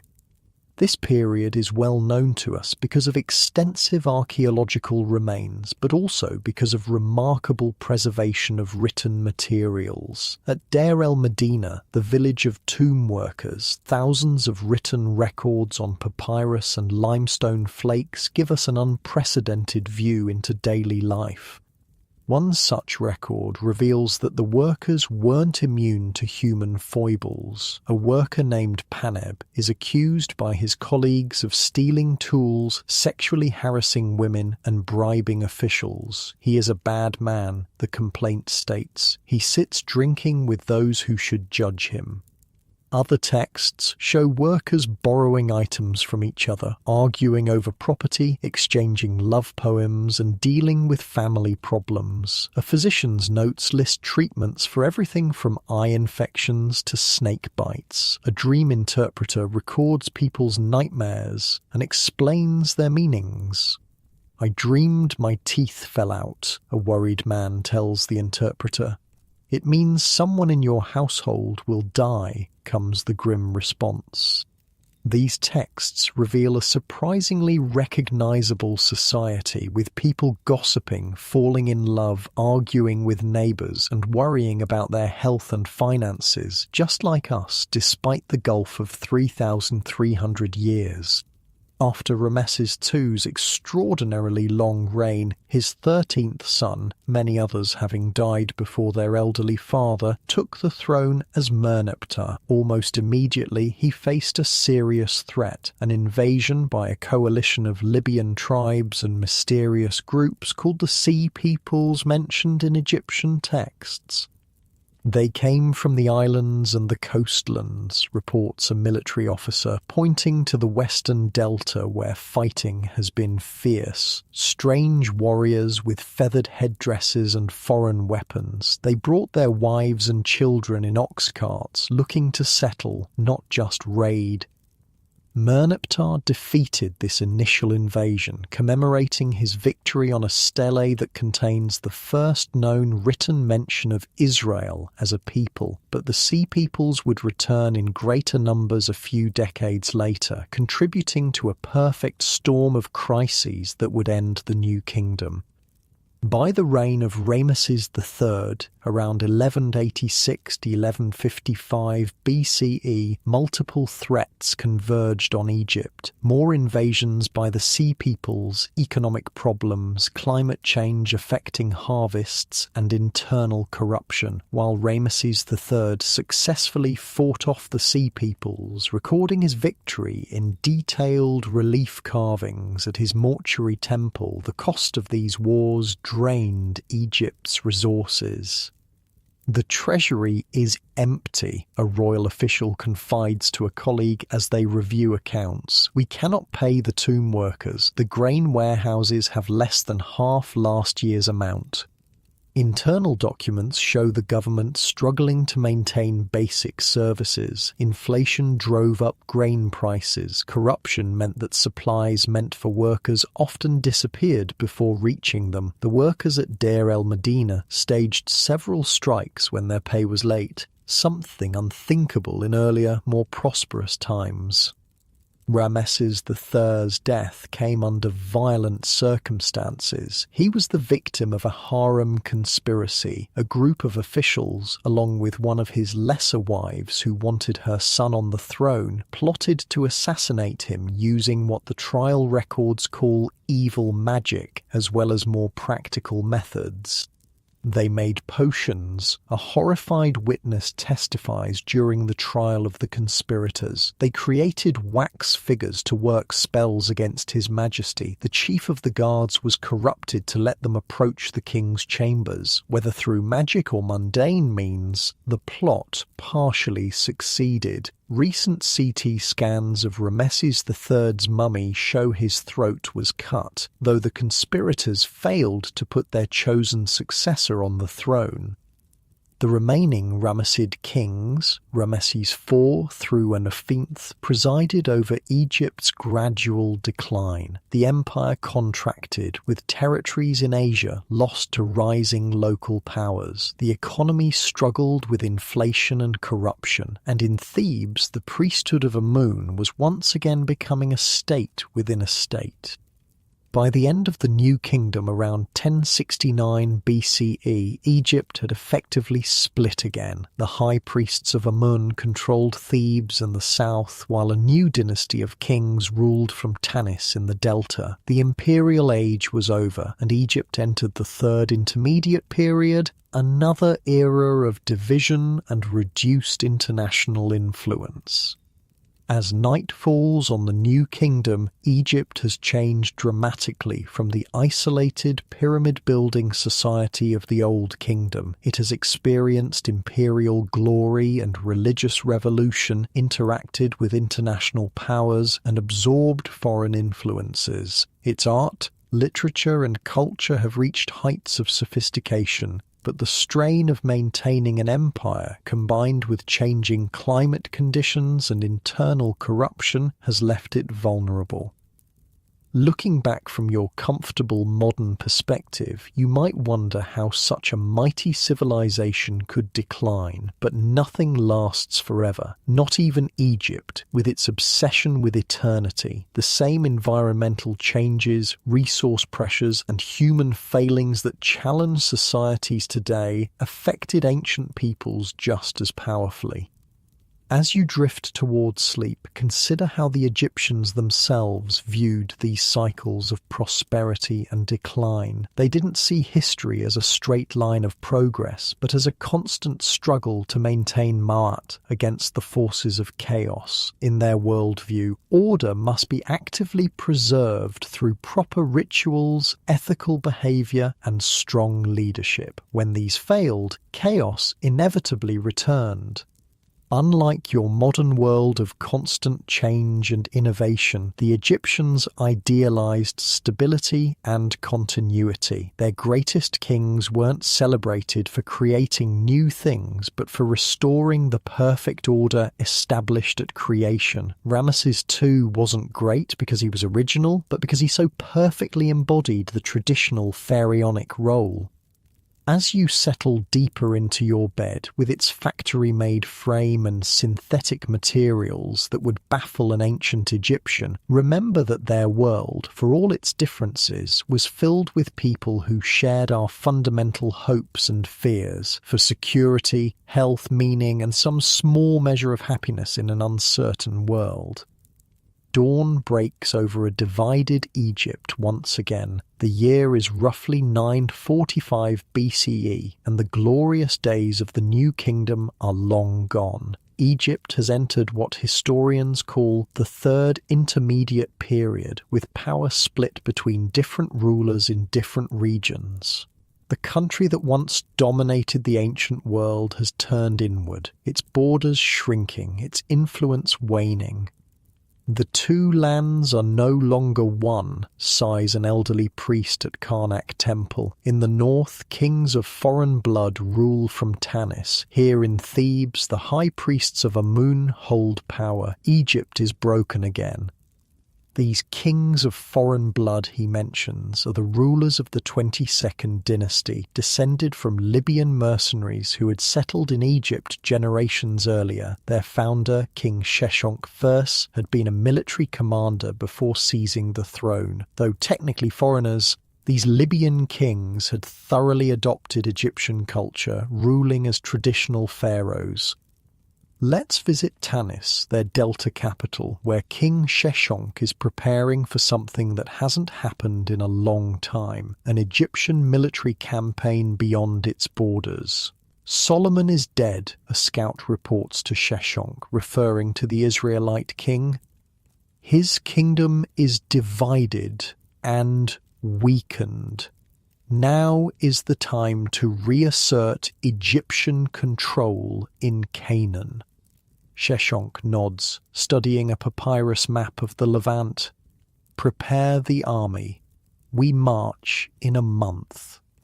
This campaign, around 925 BCE, would be recorded in Egyptian texts as a great victory. More significantly, it's also mentioned in the Bible as the invasion of Shishak, providing a rare synchronization point between Egyptian history and biblical chronology.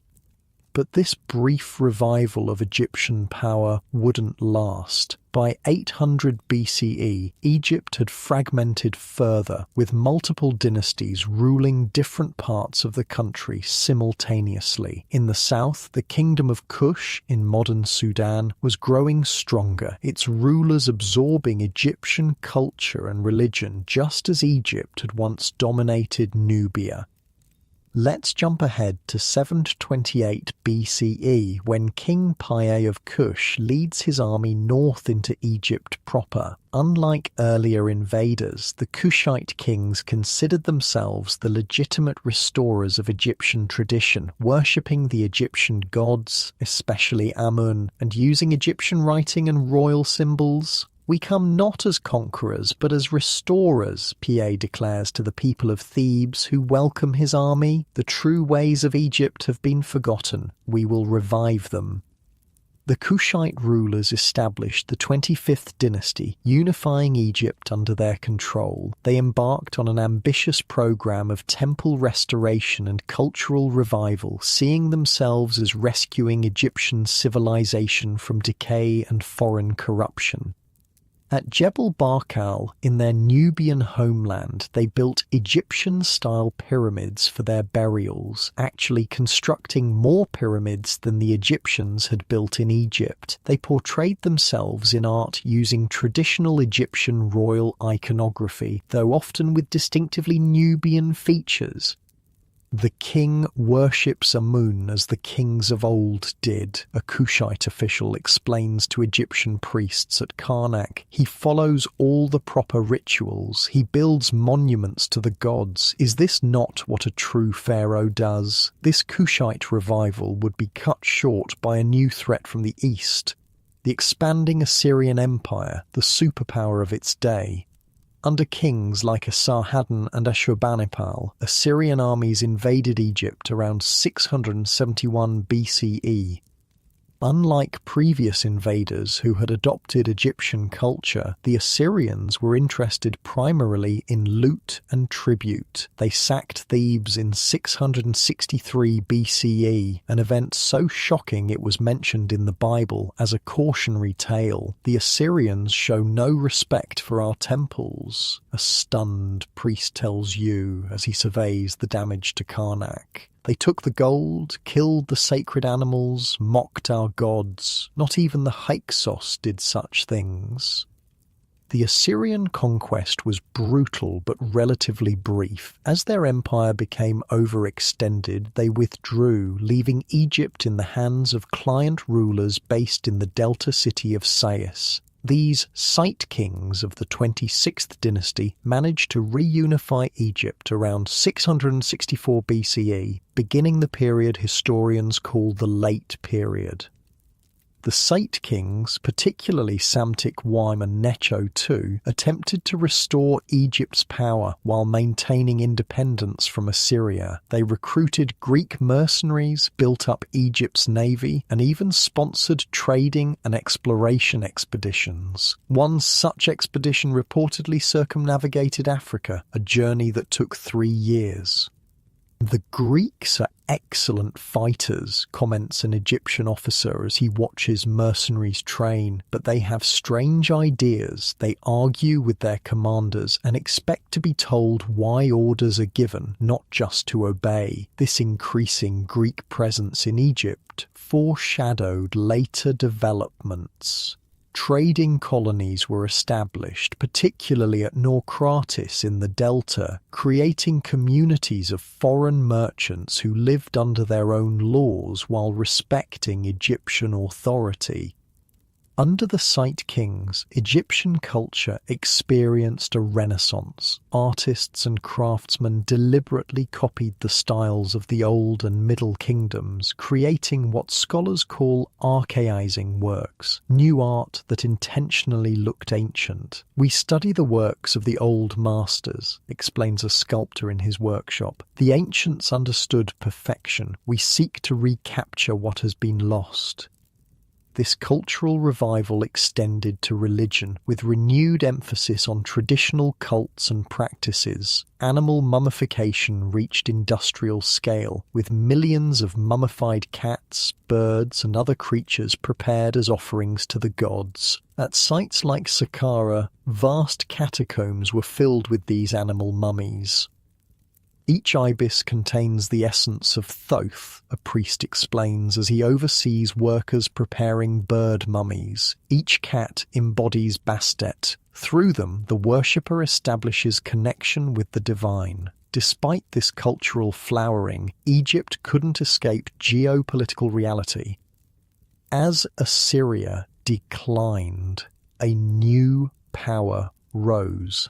Babylon under Nebuchadnezzar II, and behind Babylon waited the growing might of the Persian Empire. In 525 BCE, the Persian king Cambyses II invaded Egypt, defeating the last Site pharaoh Psamtik III. Egypt became a province, or satrapy, of the Persian Empire, ruled by a Persian governor with Egyptian administrators handling day-to-day matters. Cambyses quickly discovered that conquering Egypt was easier than governing it. According to later sources, admittedly hostile, he committed a grave sacrilege by killing the sacred Apis bull at Memphis. He stabbed the living god with his dagger, a horrified priest whispers, describing the scene. The bull fell bleeding on the sacred ground. Cambyses laughed while the people wept. While this story may be exaggerated or even fabricated, it reflected Egyptian views of their Persian rulers as impious foreigners who didn't respect Egyptian traditions. Unlike the Libyans and Kushites who had fully embraced Egyptian ways, or even the Hyksos who had partially adopted them, the Persians ruled Egypt as a conquered territory within their vast multi-ethnic empire. Persian rule wasn't entirely negative for Egypt, though. The Persians invested in infrastructure, clearing and extending canal systems, and generally maintained order. Some Persian kings even presented themselves as traditional pharaohs when dealing with Egyptian subjects, having themselves depicted in Egyptian style on temple reliefs. The great king understands he must appear as pharaoh to us, explains an Egyptian official serving under the Persians. He wears the double crown in Egyptian temples, even if he wears Persian robes in Persepolis. The first period of Persian rule, the 27th dynasty, lasted until 404 BCE, when Egypt successfully revolted and established a series of short-lived native dynasties. These last native Egyptian rulers, particularly Nectanebo-Fern and II of the 30th dynasty, again revived traditional culture, building temples and promoting Egyptian religion. But independence wouldn't last. In 343 BCE, the Persians reconquered Egypt, beginning the 31st dynasty. This second Persian period was harsher than the first, with higher taxes and less accommodation to Egyptian sensibilities. "They take everything," complains a farmer, as tax collectors count his grain harvest. First a portion for the local temple, then for the provincial governor, then for the satrap, and finally for the great king himself. What remains for my family? Persian rule might have continued indefinitely if not for the most unexpected development of all, the arrival of Alexander the Great. In 332 BCE, fresh from defeating the Persian forces in Asia Minor, the young Macedonian conqueror entered Egypt with his army. To the Egyptians' surprise, Alexander was welcomed not as another foreign oppressor, but as a liberator from Persian rule. He made a deliberate effort to respect Egyptian traditions, travelling to the famous oracle of Amun at the Siwa oasis, where priests supposedly confirmed his divine status. The god recognized him as son of Amun, declares a priest who witnessed the oracle's pronouncement. He is pharaoh by divine right, not merely by conquest. Whether Alexander genuinely believed this or simply understood its political value, he allowed himself to be portrayed as a traditional Egyptian king. During his brief stay in Egypt, he made his most enduring contribution, founding the city of Alexandria on the Mediterranean coast. Here, where Egyptian land meets the Great Sea, we will build a new kind of city, Alexander tells his architects as they survey the coastal site, a bridge between Egypt and Greece, between East and West, the greatest trading centre in our new world. Alexandria would indeed become the most important city in the Eastern Mediterranean, but Alexander wouldn't live to see it. After leaving Egypt to continue his campaign against Persia, he died in Babylon in 323 BCE, aged only 32. Alexander's death triggered a power struggle among his generals. Egypt fell to Ptolemy, one of Alexander's closest companions, who established himself as ruler and eventually declared himself king, founding the Ptolemaic dynasty, the last to rule ancient Egypt. Let's visit Alexandria around 250 BCE during the reign of Ptolemy II Philadelphus. The city has been transformed from Alexander's original plans into a metropolitan wonder with a population approaching 500,000, making it one of the largest cities in the world at that time. No city compares to Alexandria, boasts a Greek merchant as he guides you through bustling streets. We have the greatest library in the world, with over 500,000 books. The lighthouse at Pharos stands over 100 meters tall, guiding ships to our harbor. Scholars, poets, and philosophers from every land come to study here. Alexandria, under the Ptolemies, was indeed a cultural powerhouse, home to mathematical geniuses like Euclid, inventors like Archimedes, poets like Callimachus, and scientists like Eratosthenes, who correctly calculated Earth's circumference with remarkable accuracy. The Ptolemaic kings ruled as traditional pharaohs when dealing with their Egyptian subjects, depicted on temple walls in traditional royal regalia performing ancient rituals, but they were also Hellenistic monarchs, speaking Greek, celebrating Greek festivals and maintaining a court culture that was thoroughly Greek. In Alexandria, I speak Greek and wear Greek clothes, explains an Egyptian official who serves in the royal administration. When I return to my home in the countryside, I speak Egyptian and make offerings at our local temple. We live in two worlds now. This cultural divide characterized Ptolemaic Egypt. The ruling elite was predominantly Greek, living mainly in Alexandria and a few other Greek-style cities. The vast majority of the population remained Egyptian, continuing ancient traditions in the countryside largely unchanged. The Ptolemies were pragmatic rulers who understood the importance of Egyptian religion for maintaining social stability. They built magnificent temples throughout Egypt, including Edfu, Dendera, and Philae, some of the best preserved temples that tourists visit today. The king may worship Greek gods in his palace, comments a priest at Edfu as stonemasons carve hieroglyphic inscriptions. But he knows that here he must honour Horus as pharaohs have done since time began. Despite this cultural accommodation, tensions existed between the Greek ruling class and the Egyptian population. Periodic revolts broke out, particularly in Upper Egypt, where resentment of foreign rule ran deep. The Ptolemies responded with military force when necessary, but also with strategic concessions to Egyptian elites. By the late Ptolemaic period, Rome was emerging as the dominant Mediterranean power. Egypt's vast grain resources made it crucially important to Roman food security, and the Romans increasingly intervened in Ptolemaic succession disputes. The final act of the Ptolemaic dynasty and of independent ancient Egypt starred history's most famous Egyptian ruler, who wasn't actually Egyptian, Cleopatra VII. Born into the Ptolemaic royal family, she was of Greek Macedonian descent, not Egyptian, though she was reportedly the first of her dynasty to actually learn the Egyptian language. The queen speaks to the temple priests in their own tongue, an amazed courtier reports. She performs the rituals perfectly, without scribes reading the words for her. The priests say no ruler since the great Ramesses has shown such respect for tradition.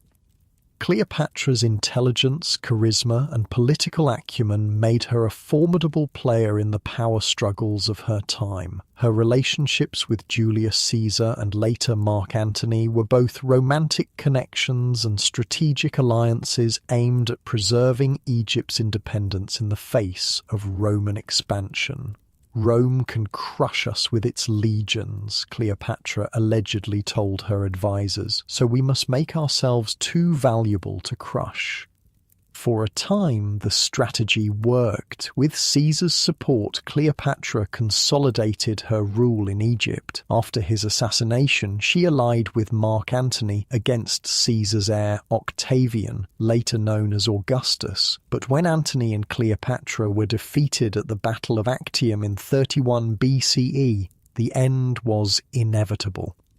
Rather than be exhibited in a Roman triumph, Cleopatra famously died by suicide in 30 BCE, traditionally said to have used a poisonous snake, though modern scholars debate this. With her death, the Ptolemaic kingdom ended and Egypt became a province of the Roman Empire. Egypt has fallen before, a priest at Philae Temple reflects as news of Cleopatra's death spreads. Hyksos, Assyrians, Persians, Greeks, all have ruled us, yet Egypt remains. Our gods remain. So long as the Nile flows, Egypt cannot truly die. He was partly right. Roman rule would last for centuries, followed by Byzantine, Arab, Ottoman, and eventually British control. Political independence was lost, but Egyptian culture proved remarkably resilient, adapting and evolving while maintaining continuity with its ancient roots. The ancient temples continued to function well into the Roman period. Hieroglyphic writing, already becoming specialized during the Ptolemaic era, continued to be used for religious texts until the 5th century CE. Traditional Egyptian religion gradually gave way to Christianity and later Islam. But elements of ancient beliefs were sometimes incorporated into these newer faiths. As the sun sets on Ptolemaic Egypt, bringing an end to the last native-style kingdom and the beginning of direct foreign rule, it's worth reflecting on the extraordinary longevity of ancient Egyptian civilization, from its beginnings around 3100 BCE to Cleopatra's death in 30 BCE. Egypt maintained cultural continuity for over 3,000 years, a span of time difficult for modern minds to truly comprehend. For comparison, we're closer in time to Cleopatra than she was to the builders of the Great Pyramid. When Cleopatra visited the pyramids at Giza, they were already ancient monuments, older to her than medieval castles are to us. This incredible temporal depth is what makes ancient Egypt so fascinating as you lie in your comfortable modern bed surrounded by technologies that would seem magical to even the most sophisticated Alexandrian scholar. Remember that the Egyptians too were innovators and adapters. They survived climate change, political collapse, foreign invasion, and cultural transformation, all while maintaining core elements of their identity. Unlike us, cushioned by our modern comforts, they lived with constant awareness of how quickly prosperity could turn to famine, health to sickness, order to chaos. Perhaps this awareness drove their obsession with permanence, their massive stone monuments, their elaborate preparations for the afterlife. In a world where so much could change so quickly, they sought to create something that would truly last forever. And in a way, they succeeded, not through mummification or pyramid building, but through the power of their ideas and symbols, which continue to captivate us thousands of years later. As your mind drifts towards sleep carried along the current of ancient history, remember that in some small way, you're helping to keep ancient Egypt alive in human memory, just as they always hoped to be remembered for eternity. The year is 30 BCE. Roman troops march through Alexandria's streets while locals watch with a mixture of resignation and curiosity. Egypt has fallen to Rome, and the new ruler, Octavian, soon to be called Augustus, has some immediate practical concerns. "Take me to the royal treasury," he orders his officers as they enter the Ptolemaic palace, "and find Cleopatra's son. He cannot be allowed to live."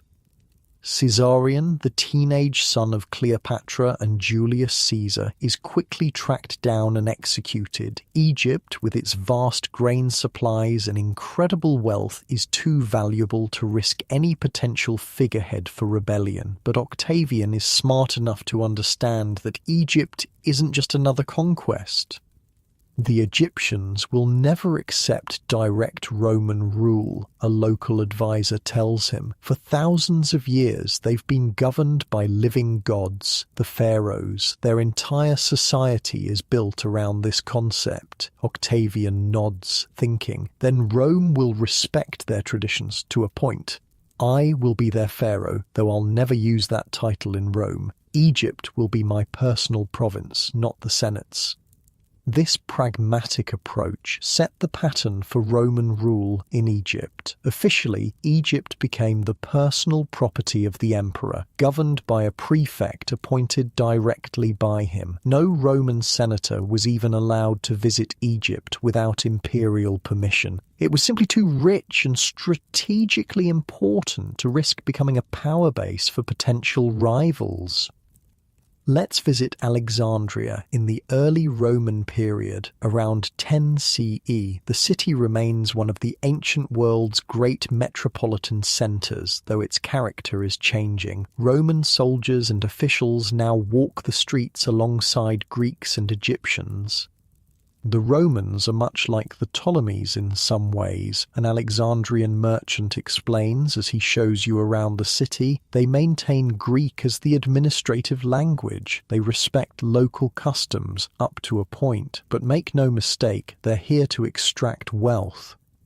For ordinary Egyptians, especially those in rural areas, the transition to Roman rule meant a heavier tax burden. The Romans implemented a more efficient and less forgiving system of taxation and census taking. Each person had to register for the census every 14 years and could not leave their home village without permission. The tax collectors know exactly what I own, down to the last chicken, grumbles a farmer in the Fayum region. They even count the date palms separately from other trees, taxing each one differently, and gods help you if you try to hide anything. This rigorous administration made Egypt Rome's richest province, providing tax revenues that reportedly accounted for up to a third of the entire imperial budget. Most importantly, Egypt became Rome's breadbasket, exporting massive quantities of grain to feed the capital's growing population. At the harbour, you'll see hundreds of ships being loaded with grain bound for Rome, the Alexandrian merchant tells you. The emperor promises the Roman mob bread and circuses. Well, we provide the bread. Alexandria remains the cultural capital of the Eastern Mediterranean, with its famous library and museum, actually a research institute continuing to attract scholars, though with diminished prestige under Roman oversight. The city is now divided into three main communities: Greeks, Egyptians, and Jews, with Romans as the ruling elite. While Alexandria becomes increasingly cosmopolitan, traditional Egyptian culture persists more strongly in the countryside and in Upper Egypt. The Romans, like the Ptolemies before them, understand the importance of maintaining Egyptian religious traditions. Let's visit the Temple of Dendara during the reign of Emperor Tiberius, 14 to 37 CE. The walls display relief carvings of Roman emperors depicted as traditional pharaohs making offerings to Egyptian gods. The accompanying hieroglyphic inscriptions give the emperors full Egyptian royal titulary, calling them Son of Ra and Beloved of Ptah. The emperor will never visit this temple, a priest explains, but his name and image must be shown performing the proper rituals. This maintains Ma'at, cosmic order, regardless of who physically sits on Egypt's throne. The Romans were practical imperialists. They saw no contradiction in the emperor being portrayed as a pharaoh in Egypt while being a princeps, first citizen, in Rome. Different cultural contexts required different presentations of imperial authority.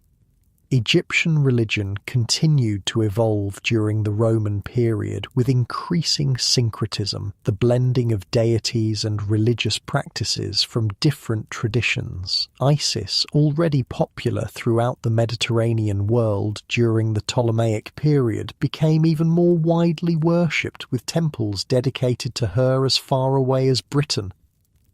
Isis encompasses all goddesses, explains a priestess at her temple in Alexandria. The Greeks call her Demeter or Aphrodite. The Romans connect her to Ceres or Venus, but we know her true nature as Isis, the throne, the mother of Horus, the one who reassembled Osiris.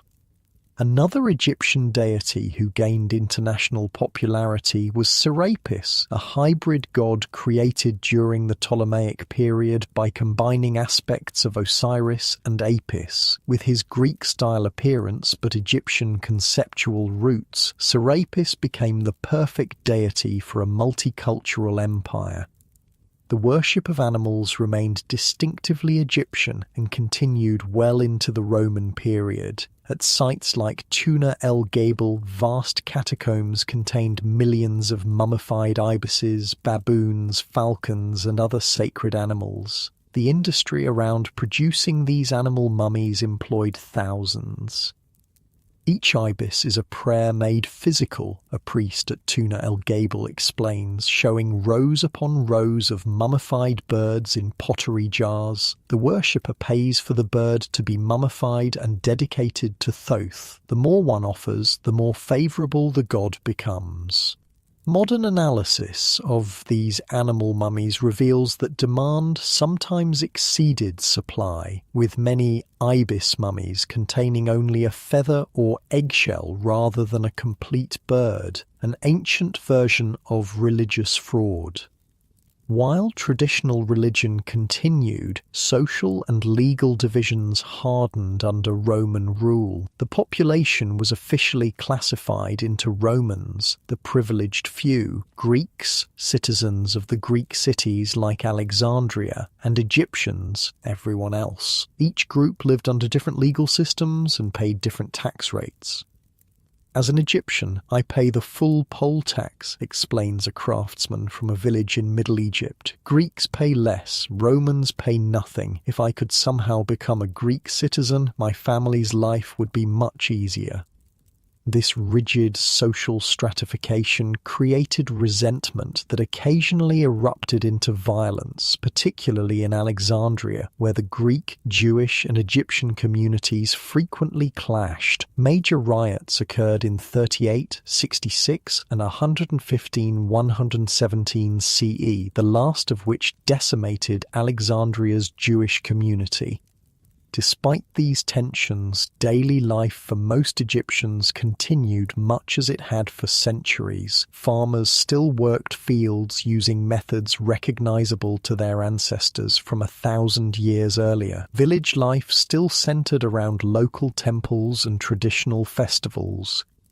Let's visit a rural village in the Fayum region around 150 CE. The houses are simple mud brick structures. Women grind grain using stone querns. Men work in the fields using wooden ploughs pulled by oxen. Children help with chores and play with simple toys made of clay or wood.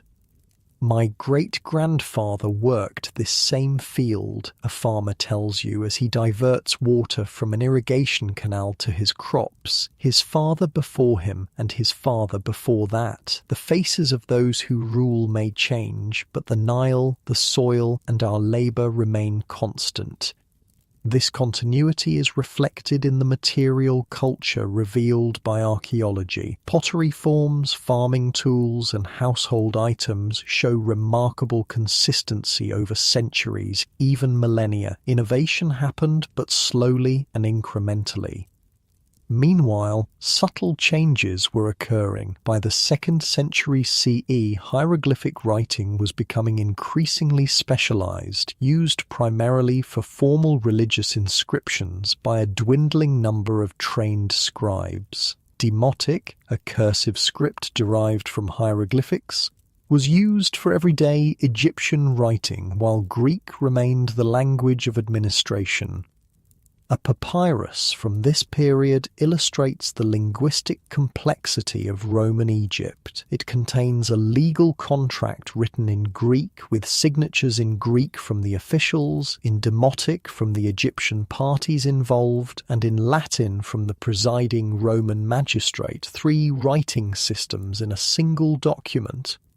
My son learns Greek at school, says an Egyptian farmer with pride. He helps me read tax notices and write appeals when the assessments are too high. But at the temple he studies the ancient writing to become a priest someday.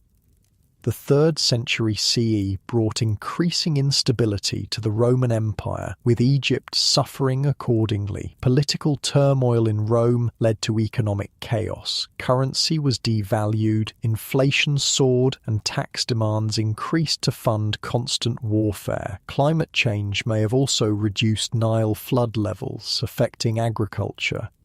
The coins they pay us with contain more copper than silver now, complains a merchant in Alexandria. Prices rise every month. People hoard grain instead of selling it. The prefect sends soldiers to requisition crops at spear point. During this turbulent time, a new religion was gaining converts: Christianity. Egypt became an early center of Christian thought and practice, with Alexandria producing influential theologians and the surrounding desert becoming home to early monasticism. In the desert, away from worldly distractions, we find God, explains an early Christian hermit living in a small cave in the Wadi Natrun. Others may join us, forming communities of prayer, but the solitude itself is a path to the divine. Christianity spread first in cities, particularly among Greek speakers, then gradually into rural areas where traditional Egyptian religion remained strongest. The new faith sometimes incorporated elements of older beliefs, particularly regarding the afterlife and the veneration of holy figures. "Look at how they depict their Christos," whispers a traditional priest watching a Christian funeral. "Arms outstretched like Osiris. Their saints receive prayers like our gods. They preserve bodies of holy men just as we preserve our sacred mummies. They've taken our ways and given them new names." By the 4th century CE, Christianity gained imperial support when Emperor Constantine legalized the religion, and later emperors made it the official faith of Rome. Traditional Egyptian temples began to lose state funding and faced increasing restrictions. The Temple of Philae, on an island in the Nile near Aswan, provides a poignant example of this transition. As one of the last functioning centers of the traditional Egyptian religion, it remained active even as Christianity became dominant elsewhere. "We maintain the ancient ways," a priest at Philae tells you around 390 CE. People still come from distant villages for oracles and healing. The goddess Isis has protected her shrine through many troubles. She will continue. His confidence was misplaced. In 535 CE, Emperor Justinian ordered the temple closed. Its walls were later repurposed for Christian worship, with Egyptian religious imagery plastered over and crosses carved into ancient relief sculptures. The final known hieroglyphic inscription dates to 394 CE, carved at Philae. The final demotic text was written in 452 CE. With that, the ancient Egyptian writing system that had endured for nearly 4,000 years fell silent, its secrets eventually lost until the Rosetta Stone's decipherment in the 19th century. But even as traditional writing and formal religion faded, elements of ancient Egyptian culture persisted in the Coptic Christian tradition that emerged. The Coptic language, the final stage of ancient Egyptian, written using Greek letters with a few additional signs, preserved the indigenous tongue of Egypt into the Middle Ages.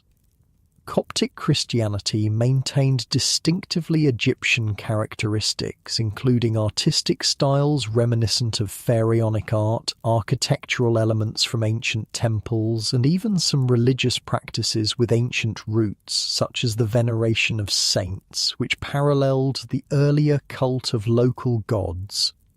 "We are Christians now," an Egyptian monk tells you in a Coptic monastery around 500 CE, "but we remain Egyptians. Our fathers built the pyramids and carved the sphinxes. That heritage flows in our blood even as we pray to Christ." this cultural persistence is perhaps ancient Egypt's most remarkable achievement. Few civilizations have maintained such continuity across millennia or left such an indelible mark on human imagination. The monuments, art, and concepts of ancient Egypt continue to captivate us today, fulfilling the deepest wish of the ancient Egyptians themselves, to be remembered forever.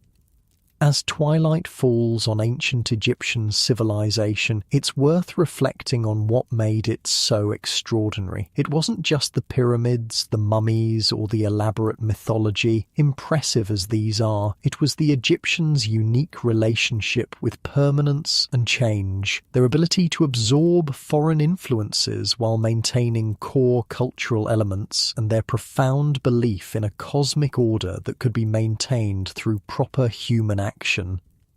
They faced the same challenges we do: climate change, resource pressures, political instability, technological disruption, yet created a society that endured longer than any other in human history. Their story isn't just about pharaohs and monuments, but about how ordinary people found meaning and created beauty in a world full of uncertainty. Unlike your modern bed, with its manufactured frame and machine-woven sheets, the ancient Egyptians slept on beds made by hand, often simple wooden frames with reed mats or linen cord webbing. But like you, they dreamed, worried about tomorrow, found joy in small pleasures, and hoped to be remembered when they were gone. In your comfortable modern home, secure from the elements and filled with conveniences the Egyptians couldn't imagine, you share something profound with them: the human desire to understand our place in the cosmos and to leave something of ourselves behind when we're gone. In learning their story, you help fulfill their deepest wish: to be remembered, to achieve a kind of immortality through memory.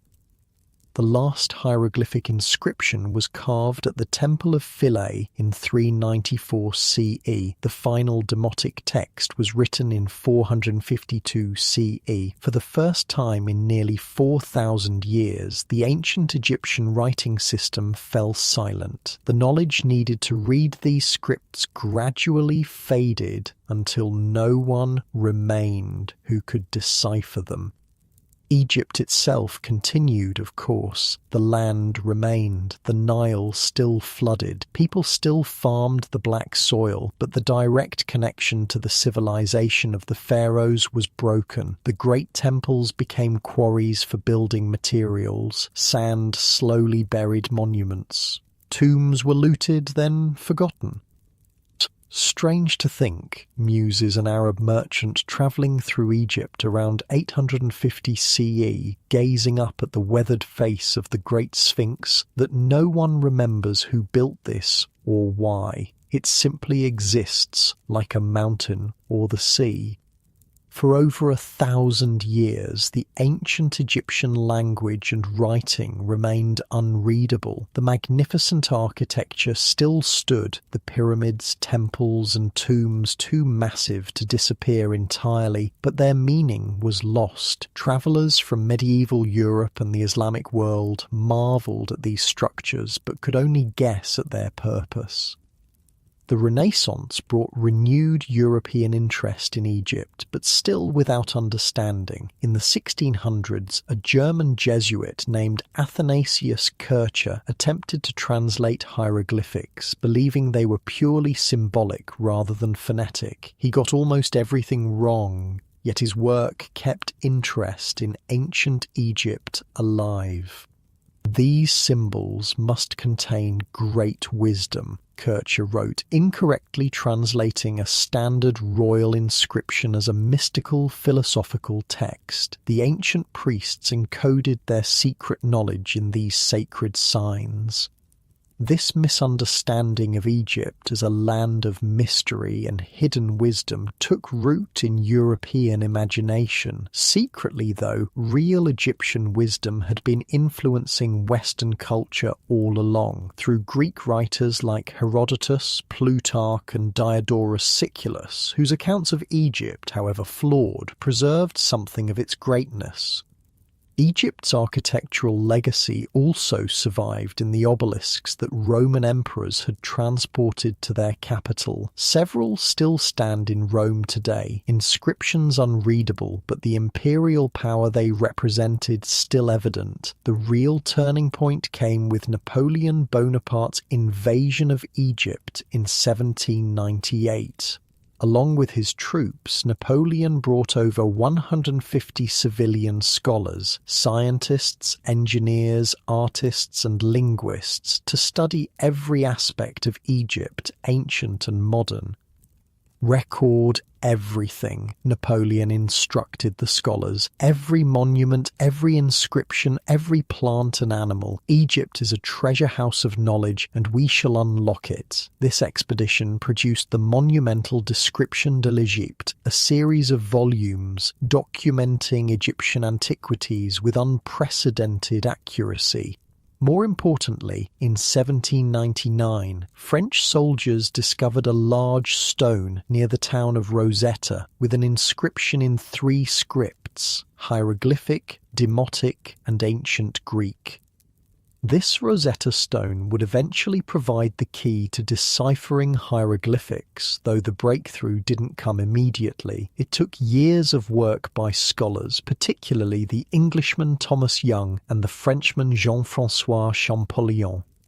Eureka, Champollion allegedly exclaimed in 1822, rushing into his brother's office. "I've got it." After collapsing from exhaustion, he spent the next 5 days bedridden, but he had cracked the code. Hieroglyphics weren't purely symbolic. They represented sounds, just like our alphabet, though with additional complexities.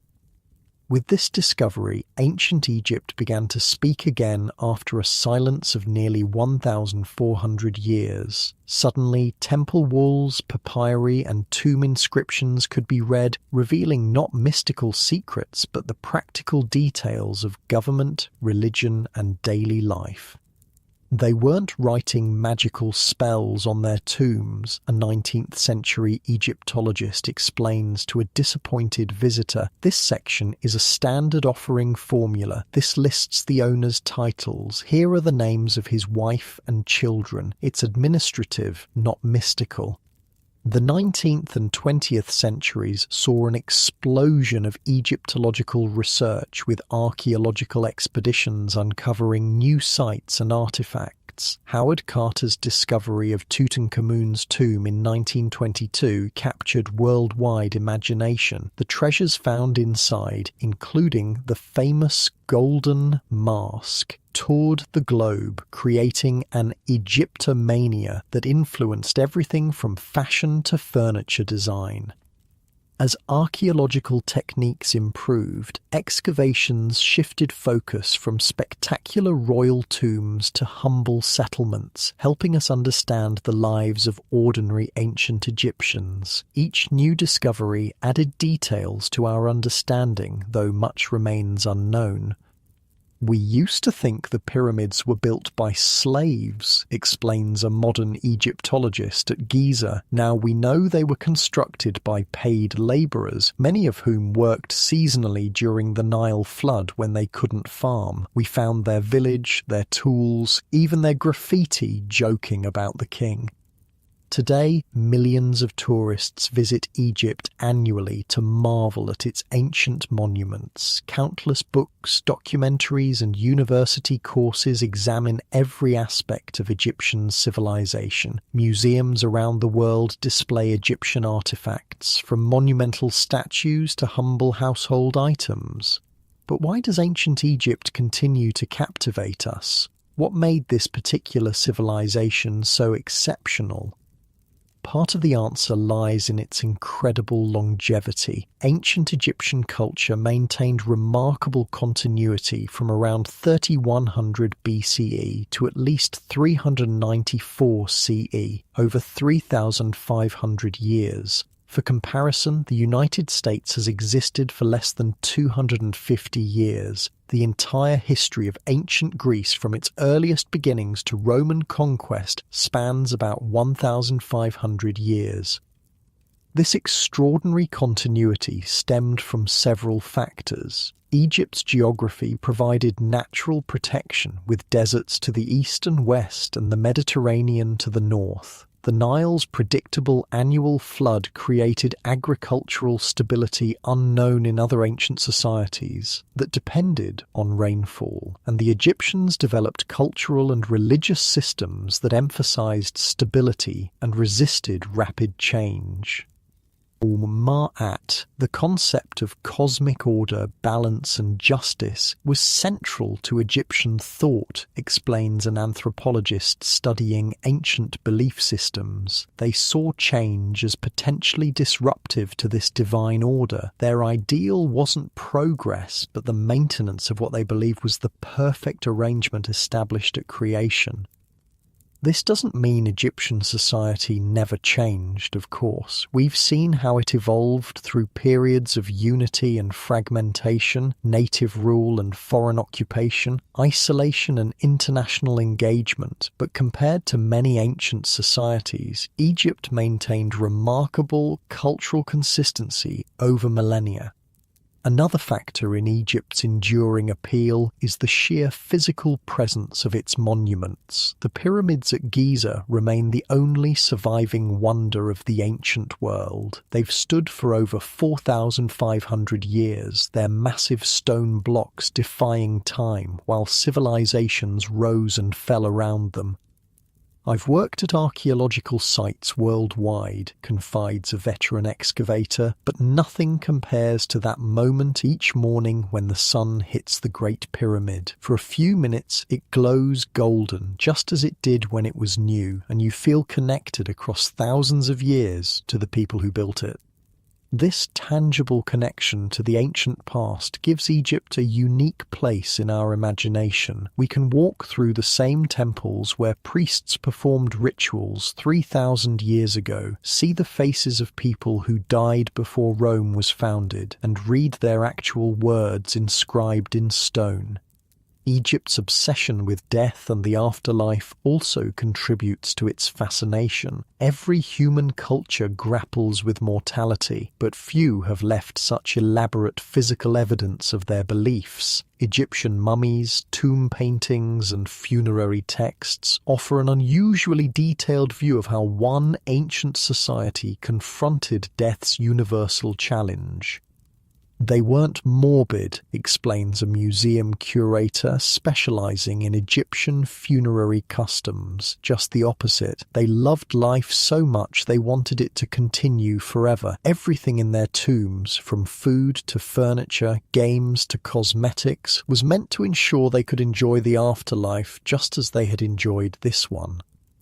Perhaps most important is Egypt's role as a cultural foundation. Along with Mesopotamia, it represents one of humanity's earliest experiments with civilization itself, the development of writing, monumental architecture, organized religion, centralized government, and large-scale social organization.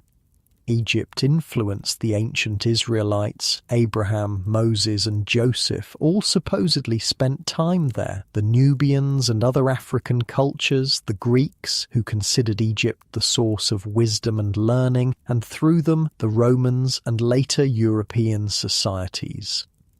Christianity incorporated elements of Egyptian religion, particularly regarding the afterlife. Islamic scholars preserved and transmitted ancient knowledge, including works about Egypt. Even today, Egyptian symbols and concepts permeate our world, often without our noticing. The pyramid appears on the American dollar bill. Obelisks stand in Washington, D.C., London, and Paris. Our 12-month calendar derives partly from the Egyptian system. Some traditional wedding rings are designed after the Egyptian Ankh symbol of life. Next time you're in a cemetery, look at the tombstones, suggests an architectural historian. Those obelisks, Egyptian, the pyramid-shaped monuments, Egyptian. Even the angel sculptures have predecessors in Egyptian winged protective deities. Our ways of memorializing death owe much to ancient Egypt.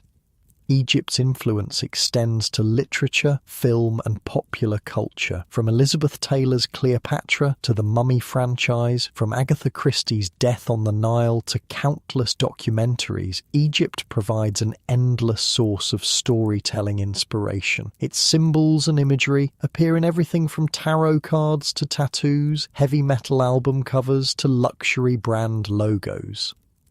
More subtly, Egyptian thought continues to influence how we understand the relationship between humanity and cosmic order. The Egyptian concept that human actions affect universal harmony has parallels in modern environmental ethics. Their integration of religious belief with practical governance reflects tensions still present in many societies today.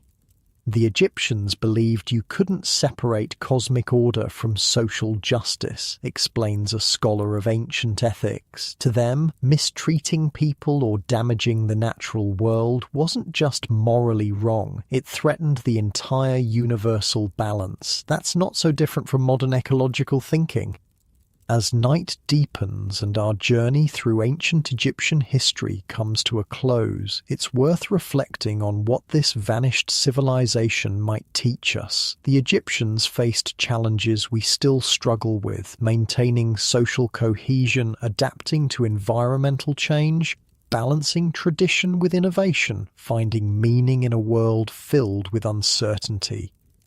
They responded with remarkable creativity, building a society that endured longer than any other in human history. Their art still moves us with its elegant simplicity. Their architecture still inspires awe. Their writing still speaks to us across millennia, reminding us of our shared humanity. We think technology makes us different from ancient people. An elderly Egyptian tour guide tells a group at Saqqara, his face weathered from decades in the desert sun. But look at what's written on this tomb from 4,000 years ago. I was kind to my family. I helped those in need. I spoke truth. I tried to leave a good name. Are your hopes so different? He's right, of course. For all their exotic beliefs and distant past, the ancient Egyptians were people like us, hoping for happiness in this life and some form of continuation beyond it, seeking security for their families, trying to create meaning through work and relationships.